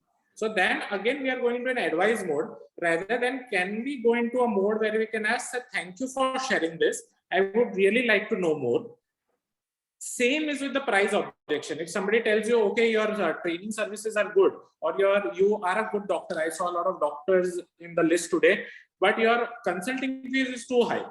Nahi, mera to itna hi hai. Or no. Rather than, can we pause, reflect a little bit, acknowledge somebody, agree to what they have said, inquire a little more. Pricing as compared to what? Maybe they are comparing it to what? Are they comparing the price or a cost? There is a lot of difference between price and a cost of something. So can we, so a lot of times we are in too much of haste and we don't have time. We have forgot to pause, we have forgot to reflect. So can we have some wonderful conversations and using AIA model, wherein we pause it, we acknowledge something, we agree to him. So let me give you a last example. I was down with COVID. A sales professional gave me a call, and he gave me a call, sir, today you had told me to give you a call. I share with him that, okay, I am in a hospital because of COVID. Acha sir, kal kitne baje phone karo? And it is not about him, it is about all of us. We are so much into what I want to say, what my product is all about, what my service is all about, and somewhere we miss an opportunity to have wonderful conversations with people. And not only as a sales professional, in last 50 sales program which I would have done, a lot of people have come back and told me, okay, one thing which we implemented and has changed our life is AIA. And sir, let me tell you, not only with my customer, but it has improved my relationship with my children also. So AIA is something which you can try. As Buddha says, don't try it because Kalpesh Trivedi has told you. Try it. If you like it, maybe continue with it. If you don't like it, drop it. Yeah. So that's what I wanted to share. Any questions, any comments, any reflections? Rupesh, unfortunately, I have no way to check with Buddhaji whether he took your name or not. Yeah. So that is the reason I shared. I knew that you cannot go to him and check. Yeah, well, awesome. Absolutely awesome. And one of the great things about the platform that we are creating here is all of you do what we do and we do what you do. Yet we are in it together. You know, because there has been one of the things I want to change a perception is that trainers cannot collaborate. And trainers live in silos. They are very possessive and protective about their content, their identity. You know, it's like a war between two superstars in a multi-starrer. You know, but I think that's something we are very successfully changing. Kalpesh bhai, I look forward to working with you. Let's create something together. I love the subject of sales because if there is no sales, I mean, there is no business, and there is nothing happening in the world. I mean, just imagine nobody's delivering milk to you in the morning. The first sales activity that happens, there's nothing happening. The world will be at a standstill, which we experienced during the lockdown. Right? Thank you so much. Yeah. So last two things what I like to share is Yes. maybe the way we all look at sales and the way we look at a sales profession overall can change the way we sell. So first we Yes. need to start looking at it that, okay, because we are selling something, somebody is able to achieve his dream, fulfill his aspirations. And last, I think whatever I shared today is not from Google. It is from my coach, who is Mr. Shekhar Chandrasekhar. And I would like to give a lot of credit to him. Thank you. So do we have permission to use your AIA model in our programs? Absolutely, sir. Absolutely. Thank you. Thank you. Thank you. Thank you so much, Kalpesh sir, for sharing that wonderful model. And during my MBA times, my marketing faculty, he told me that if we can sell water which is freely available, then everything can be sellable. But not everyone knows the art of selling. But with today's session from Kalpesh sir, I am sure that selling sounds very easy. And with these models, it becomes more effective. So thank you, sir, for sharing that model with us. Let us now quickly move ahead with our next speaker in the row. And our next speaker in row is Dr. Suhas Rao. Dr. Rao is an facility trainer, content developer, and coach with PhD in management, an alumnus of IIT Bombay and IIM Lucknow with professional qualification in HR, training and development, higher education, marketing, hospitality, tourism, and retail, having 3.5 work experience with organizations like Air India, Taj, Ramada, and Oberoi Hotels, several corporates and institutions. His journey also includes his role as a catalyst for startups, L&D interventions for 50 plus top brands across 14 plus sectors with over 12,600 hours of engagement and immersions, and verifiable success in developing human capital, building customer-centric relationships, and passion for performance maximization. It is an honor for us to have him as a speaker, and sir will be sharing his thoughts on building a life of resilience. So let's welcome sir.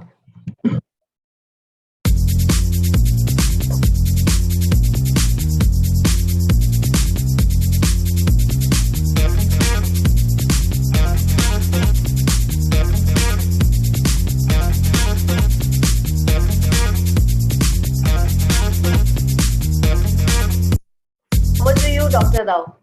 Thank you, Jui. Thank you, Jui. Thank you, Ariyaranji. I'm humbled and honored with such wonderful words. I'm just a normal person like you and me.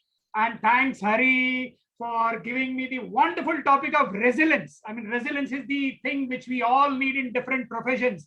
So with that, I request the kind permission of the admin to give me screen sharing so that I can share my slide deck. Yeah, it says host has disabled the participant screen sharing. And I've done it now. Okay, okay. Yeah. Done. Just give me a second to be on the same platform with you.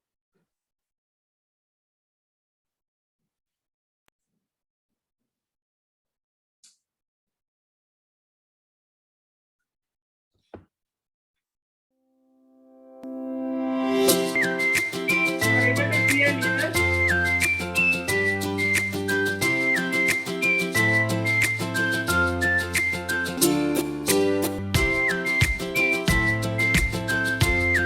I'm so glad that I can interact and share this wonderful topic of resilience with all of you.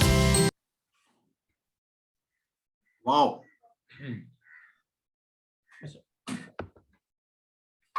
One second, there is some. Yeah, no worries. Yes. So your energies got into the slides. Okay, so best wishes on Labor Day and happy Maharashtra Day. I'm so glad that I can be with you globally and locally, or locally and globally is what we call it. Let's jump onto this slide so that we can get to understand what's it all about. What is resilience? Why is it so important? How to be resilient enough? Resilience is nothing but typically defined as a capacity to recover from difficult life situations, whether at work, whether at home, whether in your profession, whether personally, whatsoever. It's your ability to withstand adversity and bounce back and grow despite the life's downturns. I put a slinky on this side which shows you continuous momentum, a continuous action of bouncing back into action. The source has been inspired by Dr. Amit Sood, MD, the Executive Director of Global Center for Resiliency and Wellbeing, the creator of Resilient Option Programs.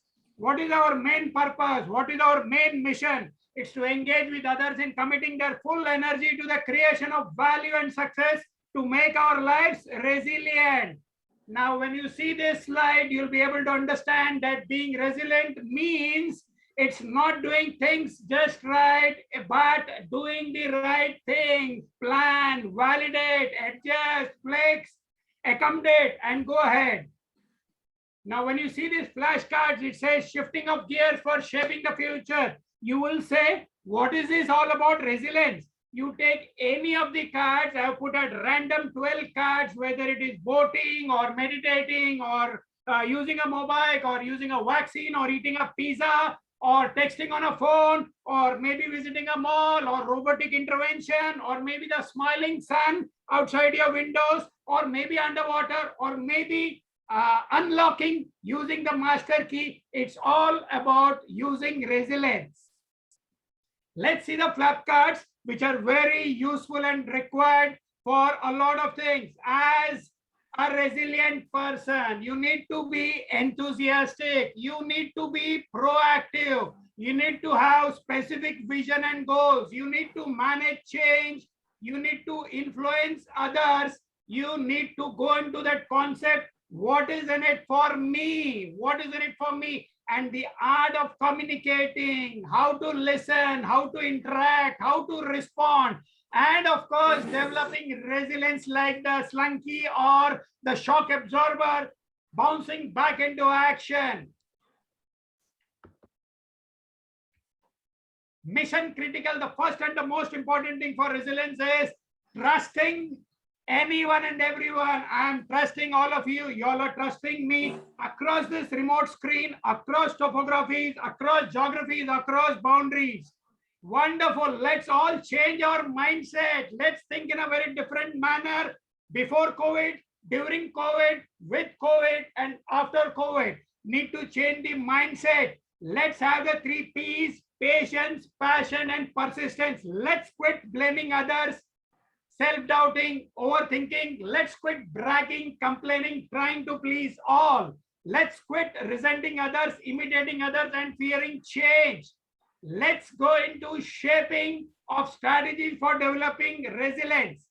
understanding, listening, paraphrasing, non-verbal communication, focus, asking open-ended questions, informal chats, and using a lot of patience. Understand, accept.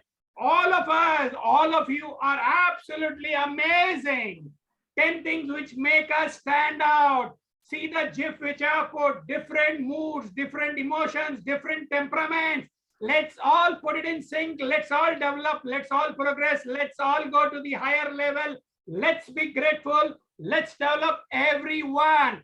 Attitude is the mind's paintbrush. It can color any situation. Let's possess the right situation, the right context. We can't do needs to be converted by we can do this. Be a good person. Do not waste time to prove it. You are you. You are on a mission to be resilient, to be a good person. That's more than enough. There is no enemy outside our mind. The real enemy lies inside us, whether it is anger, ego, greed, or hatred. Let's have a rainbow of wishes for health, hope, positivity, love, blessings, peace, and happiness. Let's reset, let's readjust, let's restart, let's refocus as many as times to be a better individual and have a great day ahead. Not everyone will believe in you. Not everyone will support you. If you have a vision, you are passionate about it, you must be your own cheerleader and learn to clap for your own self. 3 things to make you successful: accept, adjust, and avoid. Let's use this pathway for communication, behavior, trust, caring, bonding together, and motivation to be a successful, resilient person. Let's go on to the concept of work-life balance to a certain extent. I'm taking the inspiration from Dr. Anjana Vinod.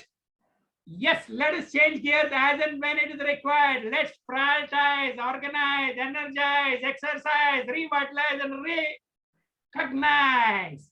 Activity time. Let's see if we can do this fast, or else I'll definitely help you out. When you talk about resilience, we are involved with all those words in the patch: improvements, teaching, excitement, initiation, management, challenges, accomplishment, and success. They could be written horizontally, vertically, diagonally, down, up, top, down, and things like that. To save time, I will just mark so that it can come immediately. Improvements, you keep on improving, you keep on teaching yourself, and you keep on teaching others. Have a lot of excitement in your journey.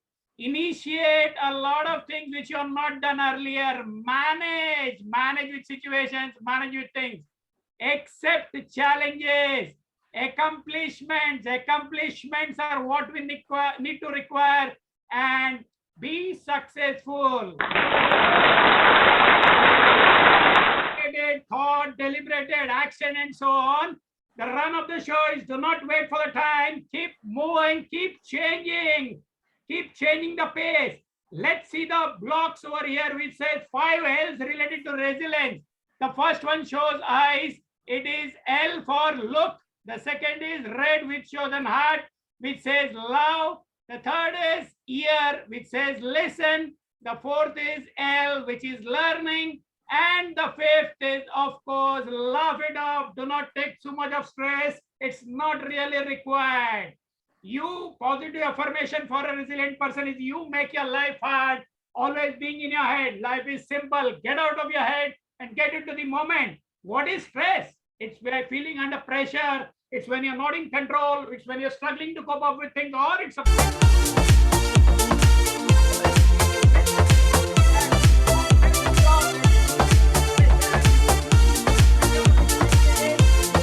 wonderful things. Raise your vibration, be positive, be optimistic, encourage others, start believing in the goodness and the miracle of life.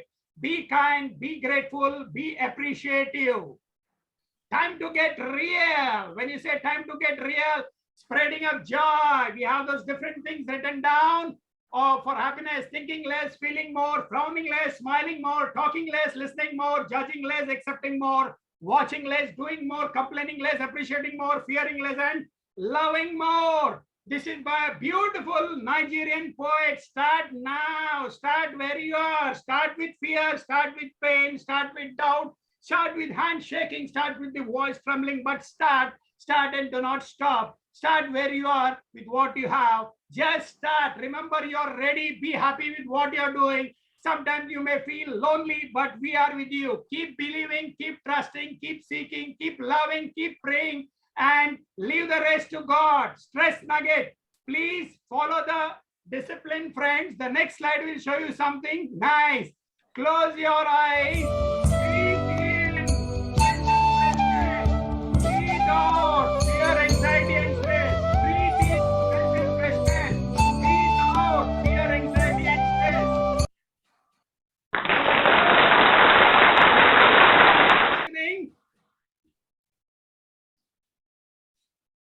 The mindset is really what matters. Mind is really what matters. Sometimes you actually feel hurt. You may cry. You may have heartaches. You may feel sorry. You are upset. You are angry. You may make mistakes. Give up. You are moody. It's all normal for you and me, everyone. Friends, you all devote on those satellite configuration where you've been giving too much of time for your family, friends, work, and others. Let's focus on the great you. Let's think about the mind. Keep the mind free of bad thoughts. Keep your body nourished with good food. Let the spirit be absolutely pure. This is the combination for developing resilience. Human actions, when you talk about resilience, human actions are based upon nature, chance, compulsion, habit, reason, passion, and desire. The stress at bay, resilience toolkit as we call it, self-efficacy, humor, action orientation, faith, tolerance, patience, optimum, approach towards optimism, readiness to accept change, strategies for handling of stress, to be resilient, dealing from any disturbing news, cleansing emotionally, taking a walk, taking a break, remembering the good times and the moments, talking with someone you trust. Do not think about texting. Pick up the phone and call. If the person is busy, you can always call up another time. Doing meditation, whatever you like. Listen to music, songs, bhajan, satsang, instrumental, pop, rock, whatever. And art of journaling, very important. If you are asked to name all the things and the people you love or like, how long would you take to name yourself? You will never be able to find a single moment where you have named yourself. You'll be telling about the whole country, but never yourself. Fall in love with yourself. Take care of yourself emotionally, mentally, physically, and spiritually. Activity time. Let's dance. Let's dance. Now coming onto the slide. When you're very slow, stand at the top,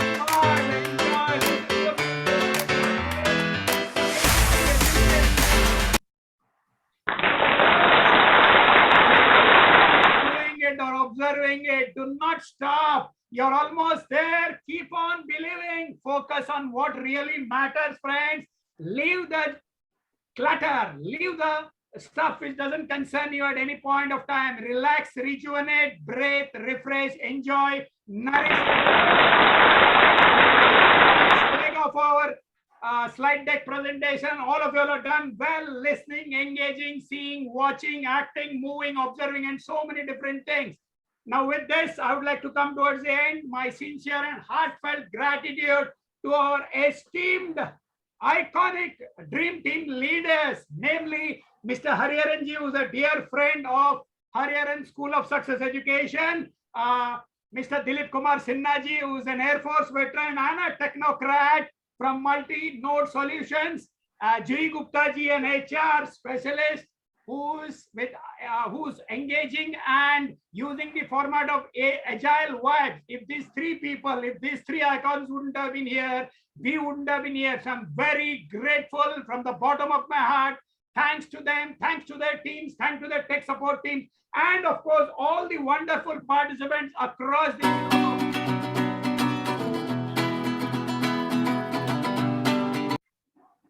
So let's continue this magic. Let's continue enjoying, engaging in remote conversations with this. I take the privilege of stopping sharing the screen.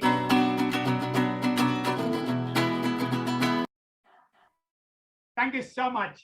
Wow, that was a supersonic session. I think we need to take a deep breath now.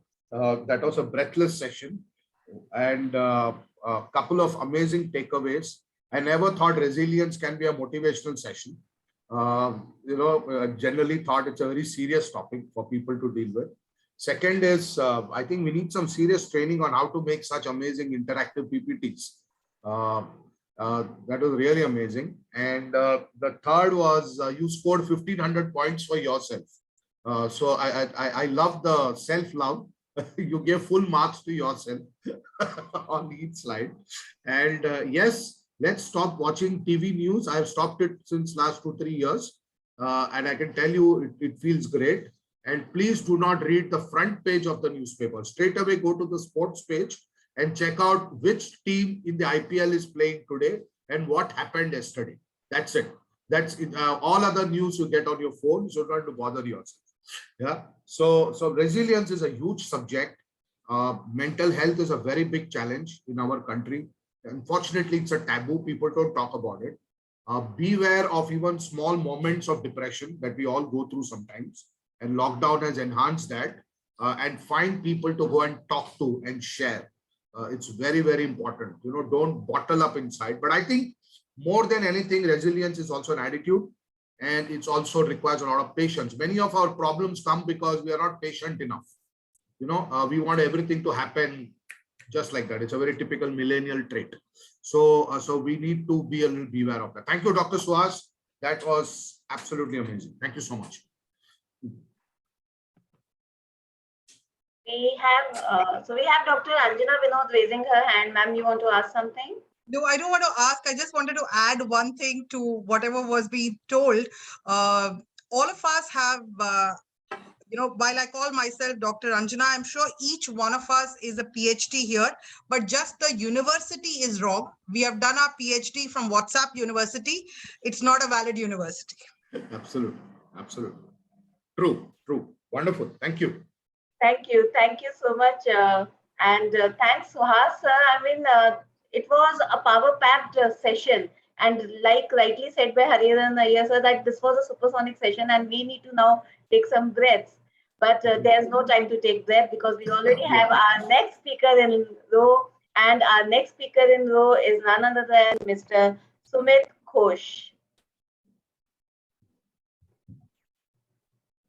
To introduce Mr. Sumit Ghosh, I would like to share he is a sales and marketing and a training professional for last 32 years. Mr. Ghosh has worked with the companies like P&G, Philips, Max New Year Life, HDFC Life, ET Life, and Bharti Exa in different parts of India and some of the SAARC countries in the capacity of Vice President, responsible for setting up sustainable distribution network and imparting proper training to the distribution force.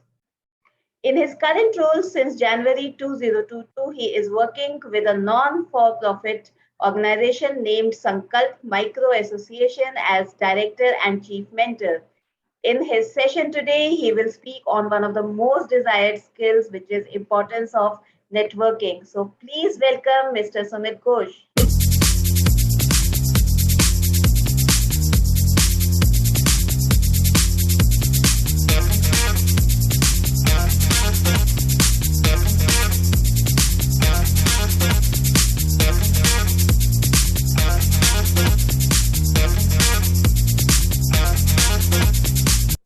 The screen is all yours, sir. Thank you. Thank you, all the dignitaries and the participant. I think the forum is already on the fire after such a beautiful presentation from all the dignitaries. So let's talk about networking. A very familiar word for all of us, be it in digital space or in social and business space. The definition is known to each one of us, and let us not discuss what the networking is. Today, we will discuss about the importance of networking and its socio-economic effect. As we all know that we cannot live in isolation, and hence the networking with other fellow human beings becomes important for all of us, be it for personal or professional cause. As the family size is getting smaller day by day, we are tending to depend more on the others who are not our family members, both in personal and professional space. The technological advancement made it really easy for human beings to be well networked. We all know we are better networked, and today's forum, the way the preparation, the way the presentation, the way we are getting networked with each other, it is the result of the advanced technology. So though the technological advancement made it really easy for human beings to be well networked, the digitization has revolutionized the way today we network with each other. Though in quantitative terms we have bettered off, geographical distances become smaller, the technology helps to build bigger network. A click of a mouse or a touch of the smartphone can help us to communicate 24/7 to anybody staying anywhere in the world.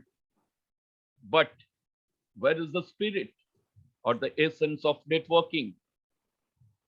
Earlier, in absence of the advanced technology, the size of the personal network used to be very small, but the quality of network was there.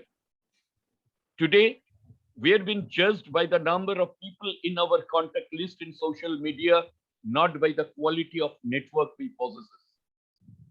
Though the technology helped us to store the large amount of data in our devices or in the cloud system, but where is the true spirit of networking? We keep a close eye on how our bank balances or the investment portfolio is growing, but do we really care about our relationship balances? The networking is nothing but the size of the investment portfolio.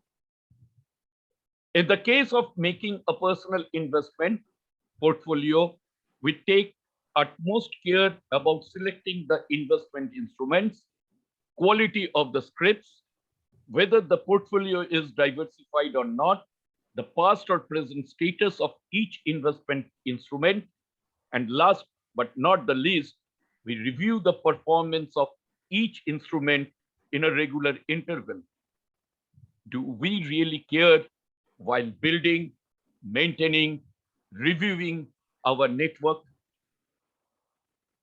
Like a well-performing investment portfolio, we need the similar strategy for building our networking portfolio also. Now, the question arises how to build a winning networking portfolio, which gives us a positive relationship balances. Like the fund management, it has several scientific formula. One can easily become a successful networking manager, which delivers a fantastic growth in relationship balances, like a reputed fund manager who manages the investment portfolios. We all are living in VUCA world, and hence an effective networking is not a choice, but a must for all of us. Let's discuss some other day.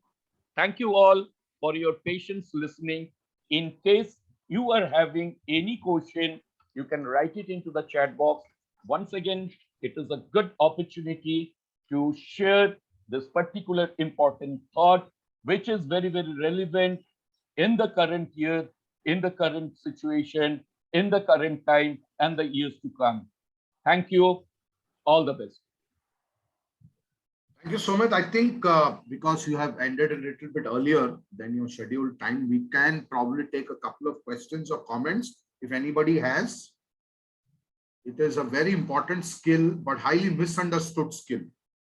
Yeah. So it's a very highly misunderstood skill. So if anybody has anything to add, we'll be happy to hear from you. Anybody? You can put it in the chat also. A couple of things which Sumit shared, I think I really liked was its investment in relationships. That's what really networking is all about. I've been part of formal networking organizations, and I realized that networking goes beyond exchange of cards and just trying to help each other at a more transactional level. So I find a lot of networking is very transactional. It is not relationship based. Though they say it should be relationship based, but it doesn't really work out like that very often. So if you look at what we are doing right now, we are networking. but without calling it networking. Because essentially what is networking? Networking is engaging. It's about engagement with the forum. It's about engagement with the community. It's about one-to-one engagements. That's what we practice at HSSE.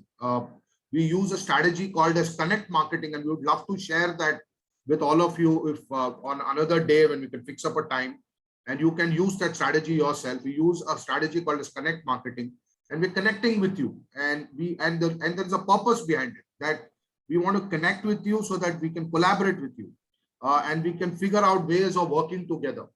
So I think it's a very misunderstood skill. And many people think that you need to be part of formal networking organizations to be a networker. You network every day. I think within families also we need to learn networking, because it's nothing but another way of it's a more it's probably a more conscious way of communicating with purpose. You know, so that's given me my Sumit. Thank you so much. You've given me a topic for my one of my LinkedIn articles now. So thank you so much for that.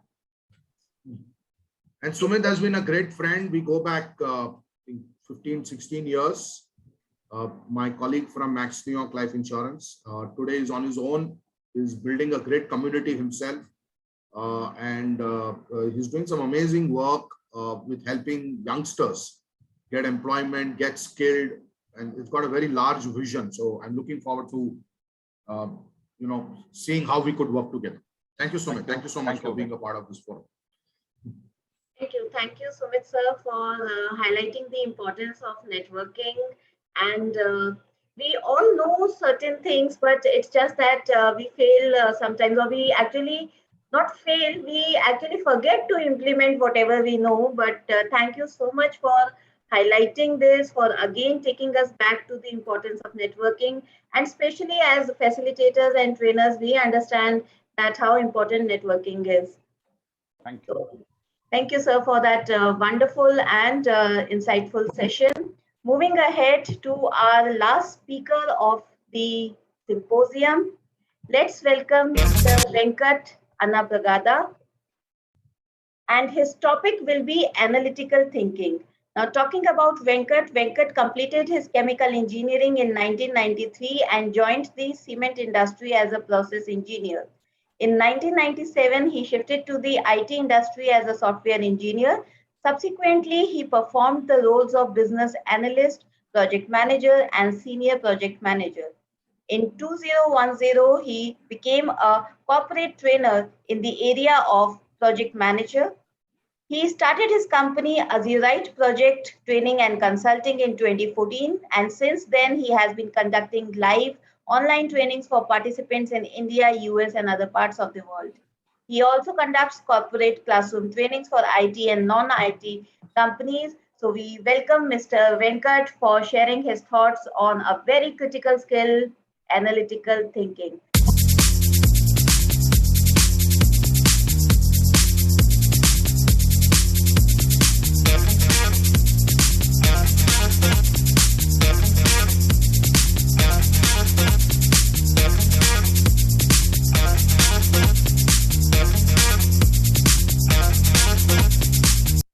So the screen now is all yours, Venkat.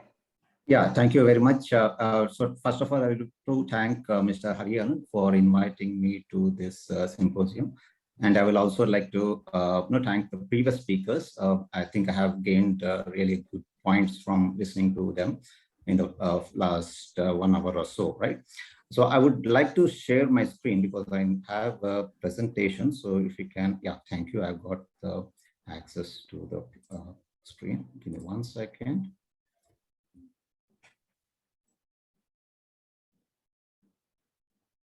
Okay, so welcome everyone to this session on importance of analytical thinking. And like Julie just introduced me, so I have been working in both IT and non-IT for the last 20 plus years, so mainly in IT. Of course, my experience has been more on the IT side, and I'll be giving my perspective on what is analytical thinking. And here I'll just give a basic primer on what is analytical thinking. I'm not getting to the details of what is analytical thinking because we have just 10 to 15 minutes of time here. So I will look at what is analytical thinking, a basic definition, what are the examples, typical examples for analytical thinking, what is the process for analytical thinking, what is convergent thinking, and importantly, why analytical thinking is important to every one of us, not only it is for software professionals, just like Mr. Kalpesh said that sales skill is something that is required across different people, different domains. So similarly, I would say that analytical thinking is also required across different domains and not only specific to IT folks. And also, what are the disciplines which require analytical thinking in today's day? So what is analytical thinking? So this is the formal definition. If you see, this is a step-by-step approach to break down complex problems or processes into the constituent parts, right? And we also identify causes and effects, patterns, and analyze problems to arrive at a appropriate solution. So there are many tools and techniques that we use here. Of course, I will not get into the details of those tools and techniques. I will, because of the short of time. But this is pretty much what is analytical thinking. It is nothing but a step-by-step approach to break down complex problems. Your problems could be complex, it could be simple. Even then, you could pretty much go for analytical thinking processes. Now, let us look at a few examples of analytical thinking. So I'm going to look at very common day-to-day examples to start off with, and that would basically help you to understand that analytical thinking is very common. It is not something very special or something that is only needed by IT folks. It is something that we do, use it on a day-to-day basis. So first simple example, we have a person called Ram here who has to catch a domestic flight at 9 p.m. And he knows the counter closing time is 60 minutes prior to departure. And he's also aware that the airport is 45 kilometers from his residence. And he knows that the average speed of the traffic in that city is 30 kilometers per hour. Now he has all this. Venkat, your voice is breaking, unable to hear. And he will conclude that he needs to start it from his residence. Okay. Is it better now? Yeah, you can probably try to be a little louder, Venkat. Yeah, because I think there is some trouble maybe in the mic or something. The voice is coming, but it's breaking. I do not know whether others are experiencing the same. Okay. Yeah, there is a slight. I will just a network change issue. My network. Yeah, I'll just switch the network. Give me 1 second. I think you can just be slightly louder. That should be good.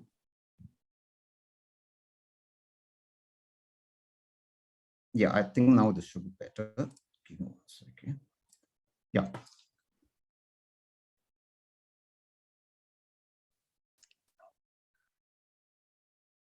Venkat, it will be a good idea if you get your mic a little closer to your mouth. We will be able to hear you better. Yeah, I have just changed my network, so it should be faster now. Yeah, it's better. It's better. Yeah, it's better now. Yeah. Thank you. Thank you. Yeah, sure. So here we can see an example. Basically, you have a person called Ram who has to catch a domestic flight at 9 p.m. And we saw that, okay, these are the facts he has collected, how much time is there, prior to departure, he has to be there at the airport, and how far is the airport from his residence, and what is the average speed of traffic. So he collects all this information, analyzes these facts, and then he would conclude that, okay, you need to start from his residence at 6 p.m., right? Now, this is a very day-to-day occurrence, right? This is nothing special about this, but this is a simple example of analytical thinking, right? Using facts to arrive at a conclusion or an answer. Similarly, let's look at another typical example.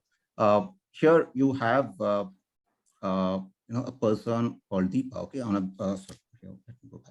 so on a busy morning, Deepa notices half-eaten cake on the kitchen table alongside a coffee mug. Right? Now, she does not know that she knows that her son does not drink coffee, right? And she also knows that her husband does not like to have sweets during the breakfast. So she's aware of these facts.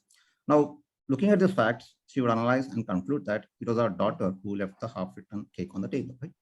Now, this is again a very common day-to-day occurrence, which will be happening in our homes, right? But this is also an example of analytical thinking. So the two examples that I've just shown you, these are very simple, but these are all examples of analytical thinking where we gather information, gather facts, analyze them, and come to certain conclusions, right? Now, let's take a techie example. Okay, there are some techie people here, I feel, and I'm from the techie background, so let me just throw in one techie example. So Parth is a software engineer who is asked to provide a solution for an underperforming website. Now, what will he do? How will he go about it? He will first collect information on the data, then he will get the layout details, the keywords, the backlinks, Then he will organize the data, then identify the breakages, distortions, etc. Right? And then he will verify if his assessment is accurate and unbiased. And then finally, he will create an action plan to improve the performance of the website. So this is a typical day-to-day job of any software professional, right? They would have to use this type of analytical thinking to proceed with their job. So if you see, analytical thinking is very much part and parcel, right, of our day-to-day life as well as our professional life. And the key thing here, when you're doing analytical thinking, is we have to go with a certain process, right? You can see that there is a certain process that is being followed when you are trying to improve the performance of the website. So what is this process? So you basically collect information, you extract relevant information from that. So you may collect a lot of information, but all of that may not be relevant. You have to specify, okay, I have a lot of information, I have a lot of facts, but what is really relevant for my current decision making? You will only look at that. You will break down the problem, you will identify logical outcomes, you will identify the actions, right? So these are the typical steps in the process of analytical thinking. So that at the heart of analytical thinking lies the ability to deep dive into complex issues and fix problems or devise solutions based on facts. The key word here is the facts. It has to be fact-based. So it is not something opinion-based, it is basically fact-based. And if I go back here, to the examples, it's a universal fact that the counter will close 60 minutes before the departure. It's not particular to any one person, it is going to close for everyone. So all these are facts, right? Of course, the wife knows that her son does not drink coffee or her husband does not like sweets during breakfast. These are facts that are known to her.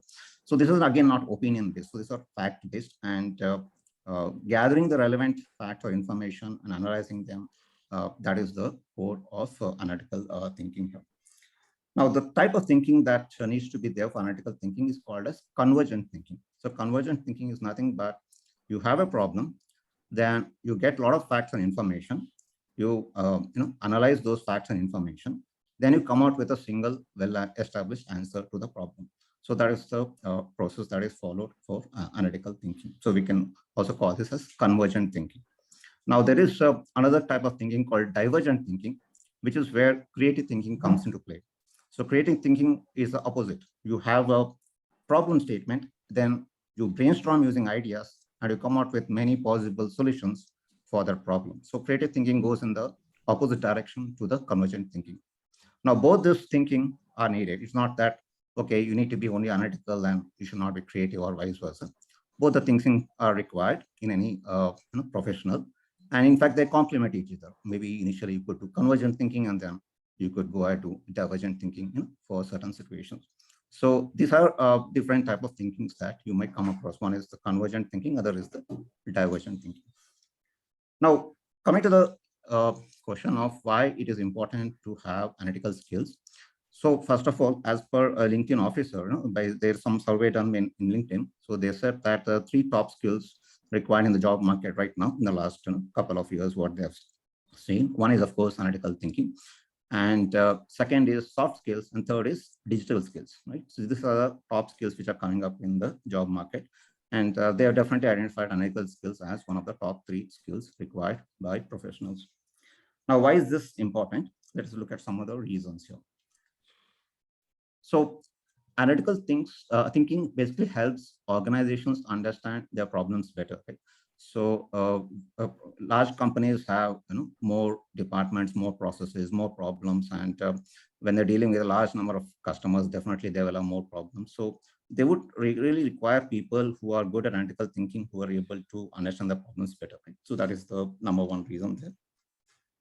Second is it helps you to understand patterns, right? So you can see patterns, let's say it's a sales pattern or some other pattern. It helps us to understand the patterns and then take decisions based on that.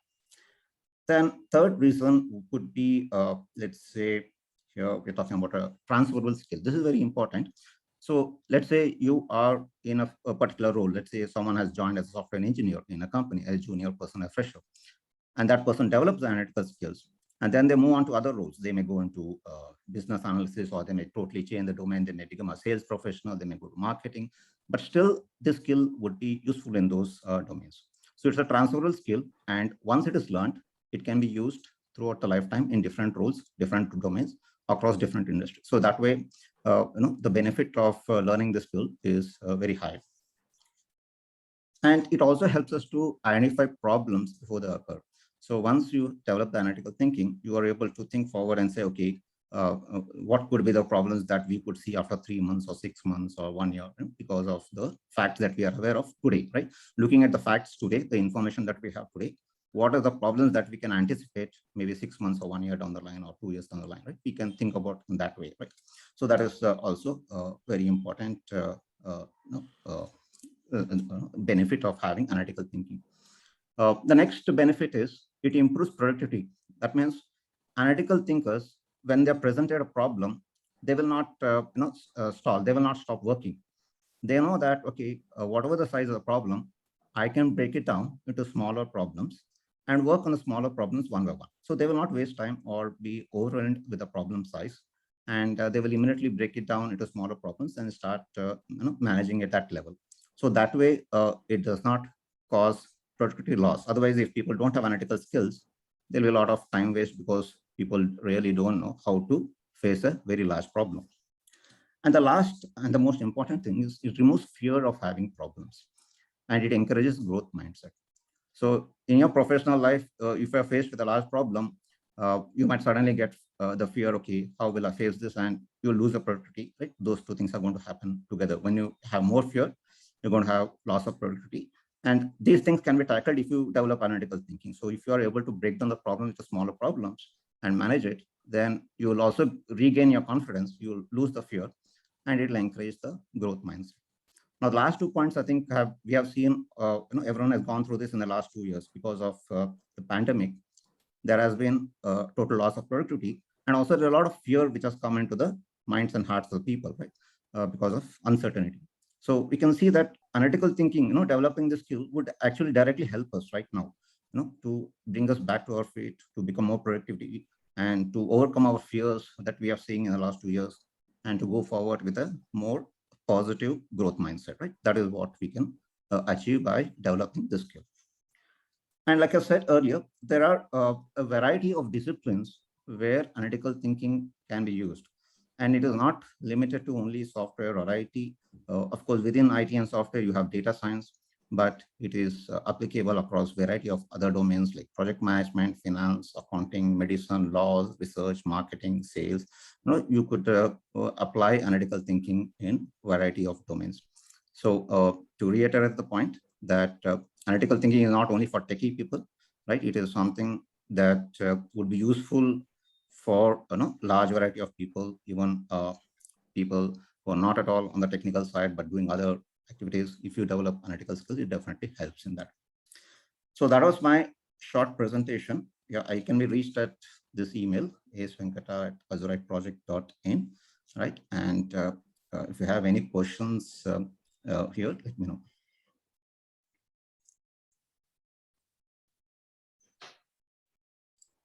Yeah, thank you, Venkat. Yeah. You could just stop the presentation. Yeah, I'm just stopping. Yeah. Yeah, thank you so much. I think it was a great presentation in terms of the depth of content. Yeah. And thank you so much for that. The way you hide and I really like the very simple examples that you gave. And then took it to a slightly more complex level. I think it calls for a very good workshop. Let's see how we could organize that. Sure. And one of the very challenging programs that I did a couple of years ago before the pandemic was on problem solving. I'm not a very logical guy, so I'm more instinctive by nature. So it took me quite an effort to actually, study the models and put it all together. Yeah. It was with a very wonderful HR professional for whom I had to do this workshop, Dr. Sujaya Banerjee. So she really was a great mentor to me, and I learned a lot while doing that workshop. So thank you so much, Venkat. Yeah. I know you're probably you're unlike HSSE guys. We were too boisterous and exuberant, but you have a quiet sense of enthusiasm, and you brought it out beautifully. Okay. Thank you so much. Thank you. Yeah. Ajay Sachdev has raised his hand. Very difficult to tell him not to raise or not to allow him to speak. So Ajay, please go ahead. Now I don't want to speak. No, please speak. No, I can't say no to you. I only wanted to make a request to all the facilitators today because we are one of them. Something I've learned hard way in my life, that it's a personal request that whenever we are using any kind of images or pictures in our presentation deck, it should be royalty free, or we should use a disclaimer or give credit, because copyrighted pictures can land us into legal trouble. God forbid. It should not, but just an observation. So I thought I'll just make it as we are one family here today. That's all. Thank you. Absolutely. Wonderful, valid point, Ajay. Thank you so much for that.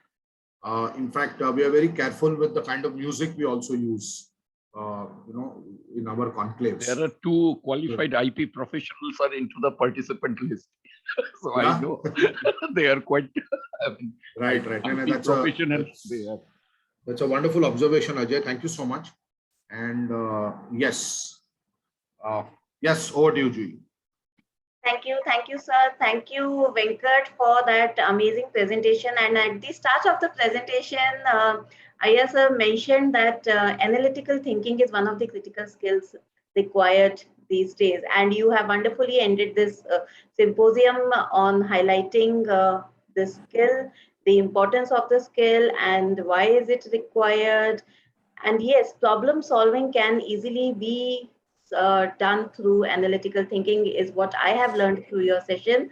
Thank you for that amazing session. And now moving ahead, I would like to invite Mr. Dilip Sharma to share his thoughts.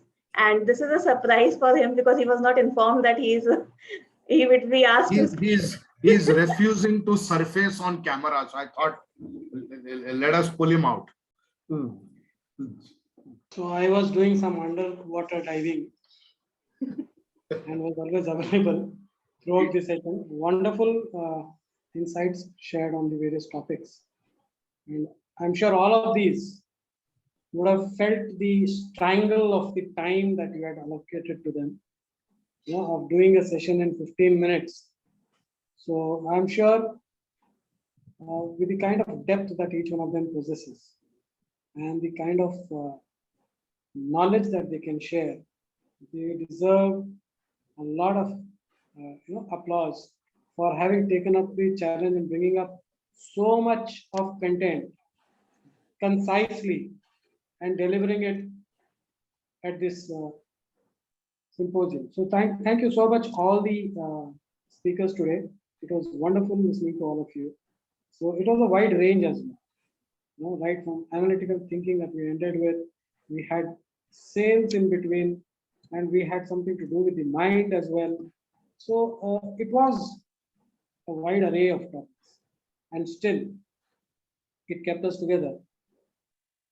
Thank you so much. And Hariharan, thank you for always having me as a part of the entire activity. You don't have a choice. Yeah, either way, I suppose. So the choice is not available on either side. But yes, it's always a great learning experience, and with your ability to take these new initiatives and take them forward in a most unorganized manner, while presenting it in a very organized way, is something that one should learn, I suppose.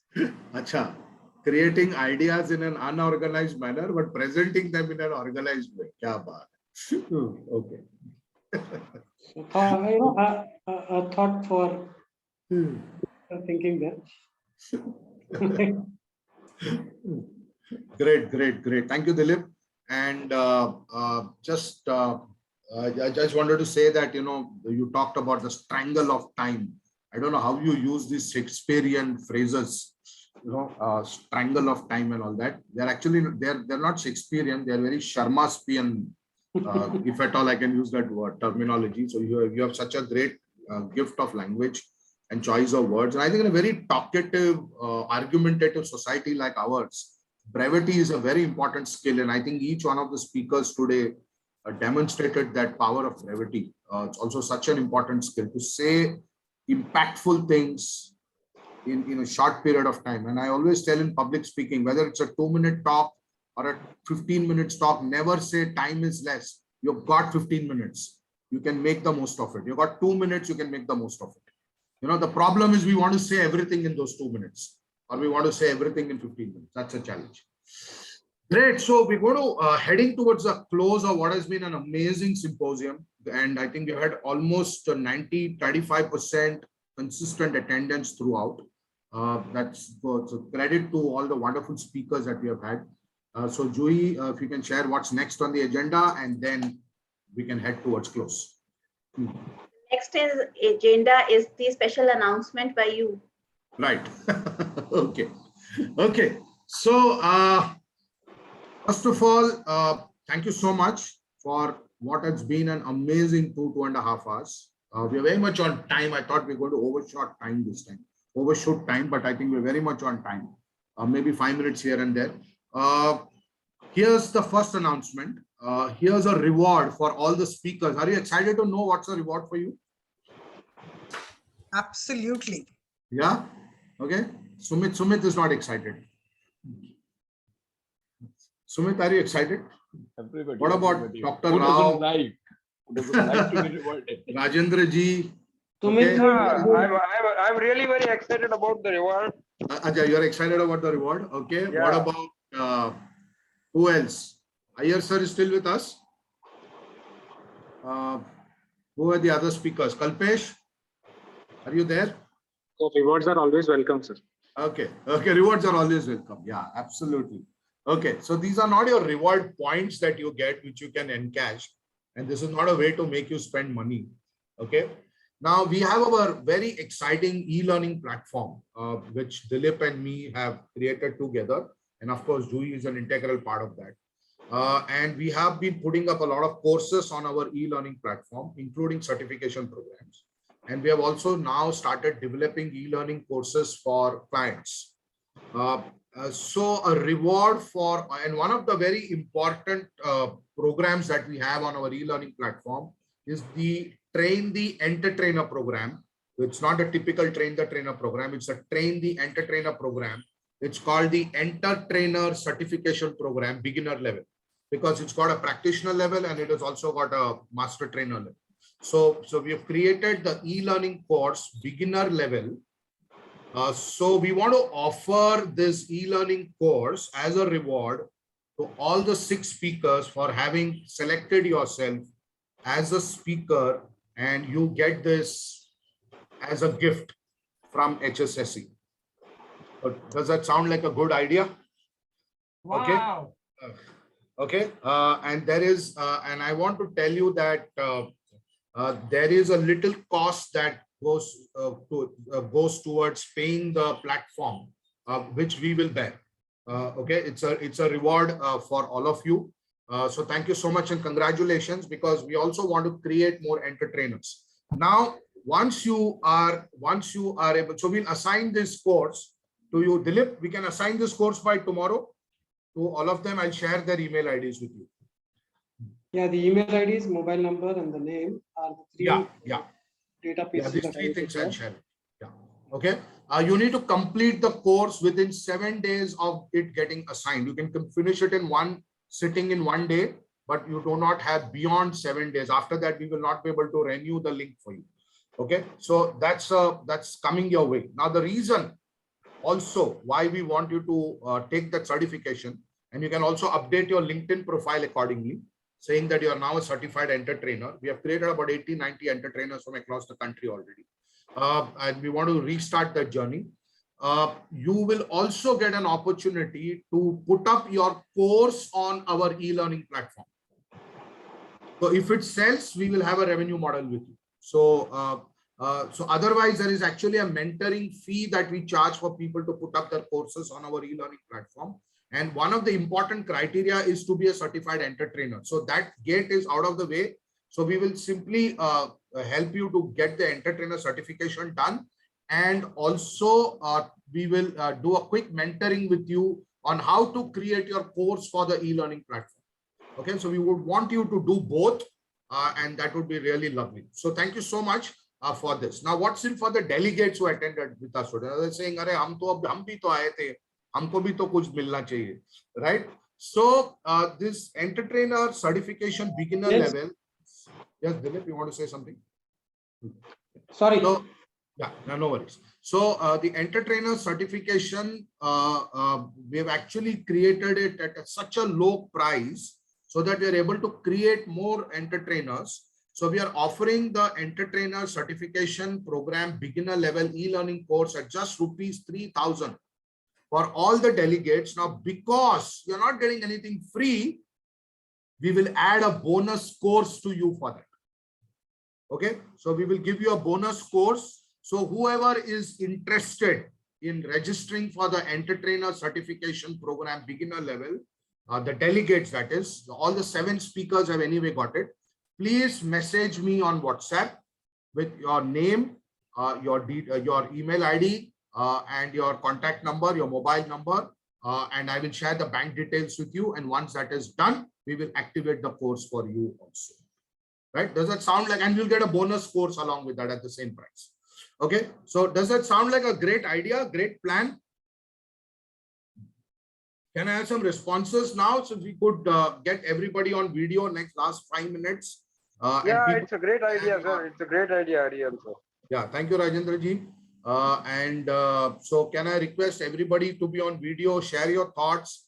How was the symposium today? If you have any feedback, anything you want to share. My mind is ticking in an unorganized manner, like Dilip said. I'm getting more and more excited with the idea of engaging with the larger community. So something is cooking in my mind, and I'll probably share something with you very soon. So Jui and Dilip, be prepared. The next idea is on its way. Signing off, sir. Signing off, naughty boy. Okay, so can we have some quick reactions from our participants today, our delegates? Anybody would like to share a thought? How did you find the symposium? Any suggestions? Would you like to collaborate with us? Can we get on a one-to-one Zoom call and we can have a wonderful talk and we'll understand each other better and we'll see. I'm constantly looking at widening the team through collaboration. Simple. Yeah. Yes. Anybody? It's been an awesome morning. You know, generally when you say Sunday morning and first and foremost, get up early and then make sure you're dressed up also and you're sitting in front of the computer and you have to be energetic also. Absolutely. So asking for too much in a short period of time, but very honestly, I think it's a very beautifully and a constructively spent morning. Learning from peers is something that I always believe as a trainer. The day you say, you know, your learning has stopped or you know it all, that's the end of it. But thank you so much, Hari sir, for having me over. Juhi, very rightly, Hari sir said that, you know, there could not be a better master of ceremonies, and I totally second that. Your smile is giving a lot of energy to a lot of us, and thank you so much. And thank you so much everyone for giving me the time to listen to me. But Harisa, looking forward to collaborating in any possible manner. It's been a fantastic morning for me. Thank you so much. And I must tell you that I'm always formally dressed for all my Zoom sessions, as if I'm sitting in the office. Same here. Same here. Otherwise, I don't get that feeling. I don't get that. Absolutely. Absolutely. I second that and I resonate that and echo that. Absolutely. Wonderful. Yes. Anybody else would like to Hari, share? it was Yes, a fantastic opportunity. I think probably we had worked together, but this is probably the first time we are on the same side. Otherwise, it was always into the other side. Yeah. So, I mean, since beginning, I always been inspired by you in terms of the way you mentoring. I had seen some of the fantastic and excellent personal results of your mentoring. Some of the guys. So I know you closely and everything. And as I mean, just to take a cue to Dr. Vinod, that it is something that what actually we are spending since morning, this is called the quality time spending. This is what the quality networking, that where we are reciprocating each other's, we are gaining something, not just, I mean, sharing some of the high or the emojis and everything. So it's a fantastic learning platform for all of us. I could have invited some of my mentors also. They had joined over here as mentees also. I mean, they had joined over here as delegates. So I think they will also take up some of the good things from this particular symposium. Thank you, the entire organizer, not only you. I mean, Absolutely. but yeah, It's not so possible the without entire these organizing two people in my team. life. Yeah. Nothing is possible. Yeah. Thank you. Yeah. Thank you. Thank you so much. Yes. Anybody else would like to share? Any of Yes, I our would like to. delegates? I would like to. Yes, yes, sir. Thanks, Hariharan ji. Thanks, Dilip ji. Thanks, Jui. Thanks for the wonderful audience. I mean, it was absolutely, in a few words, if you can say, it was exemplary, par excellence, fantabulous. Well done. Thank you, sir. Thank you. Dil mange You know, more. you almost sound like Himesh Resham ya Jai Mata Di, let's rock, you know. So amazing. Thank you, sir. Thank you. Yes. Anybody else? Yeah, I would like to say thank you. This is the first session I have attended with HSSE. Like, I would say I would be the youngest in the entire group, what I could see. I think nobody can be younger than Dr. Suhas Rao today. Yeah, that's true. I agree. He was like full of energy. So yeah, all the sessions were like very good, very like knowledgeable, and I would like to attend more of these sessions in future for sure. Sure. Yeah. Thank you, everyone. Yeah. Don't tell this because, you know, Dilip is already worried. When you say things like we want to attend more sessions, this guy is going to call me after this symposium and he'll say, Dilip, abhi agla kya karna hai? You know, so okay, great. Thank you. So Hari, if you really Yes, would Ajay. like to expand the collaboration network, make a friendly condition for everyone who is registering. He should register one more person along with him. Let him bring a friend along. Yes. And that way the network will expand, and who knows what it might lead to. Absolutely, Ajay. Thank you so much for that. That's a great idea. Yes, I can see my wonderful friend. I call him Anna, Srinath. Srinath has joined us, connected with him after a long time. Dilip, you know, Srinath is also from Bangalore, also ex-Max Life.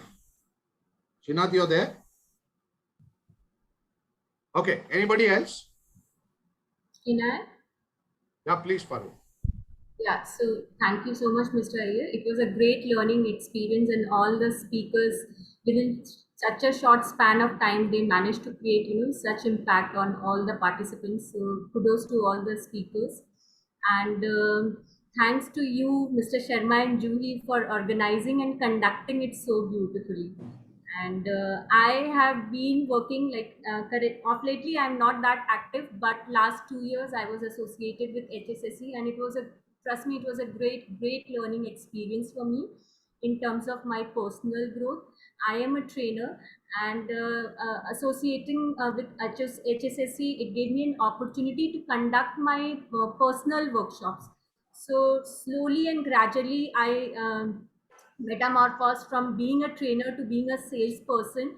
And initially I was very reluctant. I told my Mr. Iyer I would not be able to do this, and he said, no, you can do this, and he showed trust in me, and because of which I truly believe that yes, I can do sales now. So thank you. And for the people who are participants here, who are who can collaborate with HSSE, it's a golden opportunity, and in terms of your growth and our growth also. So thanks to all of you once again. Thank you. So Parul spearheads the Reiki workshops for me, and whenever she's not active, the Reiki workshops don't happen. Simple. So I totally rely on her to ensure that the Reiki workshops happen. Yeah, great. Thank you. Let's have one more comment and then we'll head for closing. Anybody? I can see Dr. Hemjit Balkrishnan, Prabhakar ji. Yes. Anybody would like Hurry in time to come. Now let's plan one outdoor session with all of us.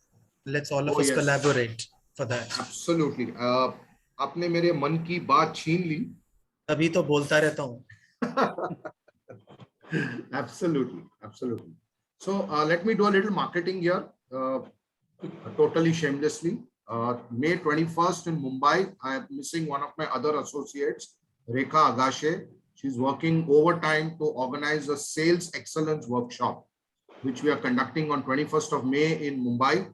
It's a one-day physical workshop followed by 2 virtual half-day sessions.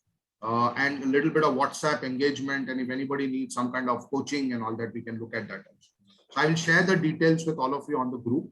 Whoever is interested can register for it. So over to you, Jui, for your closing comments.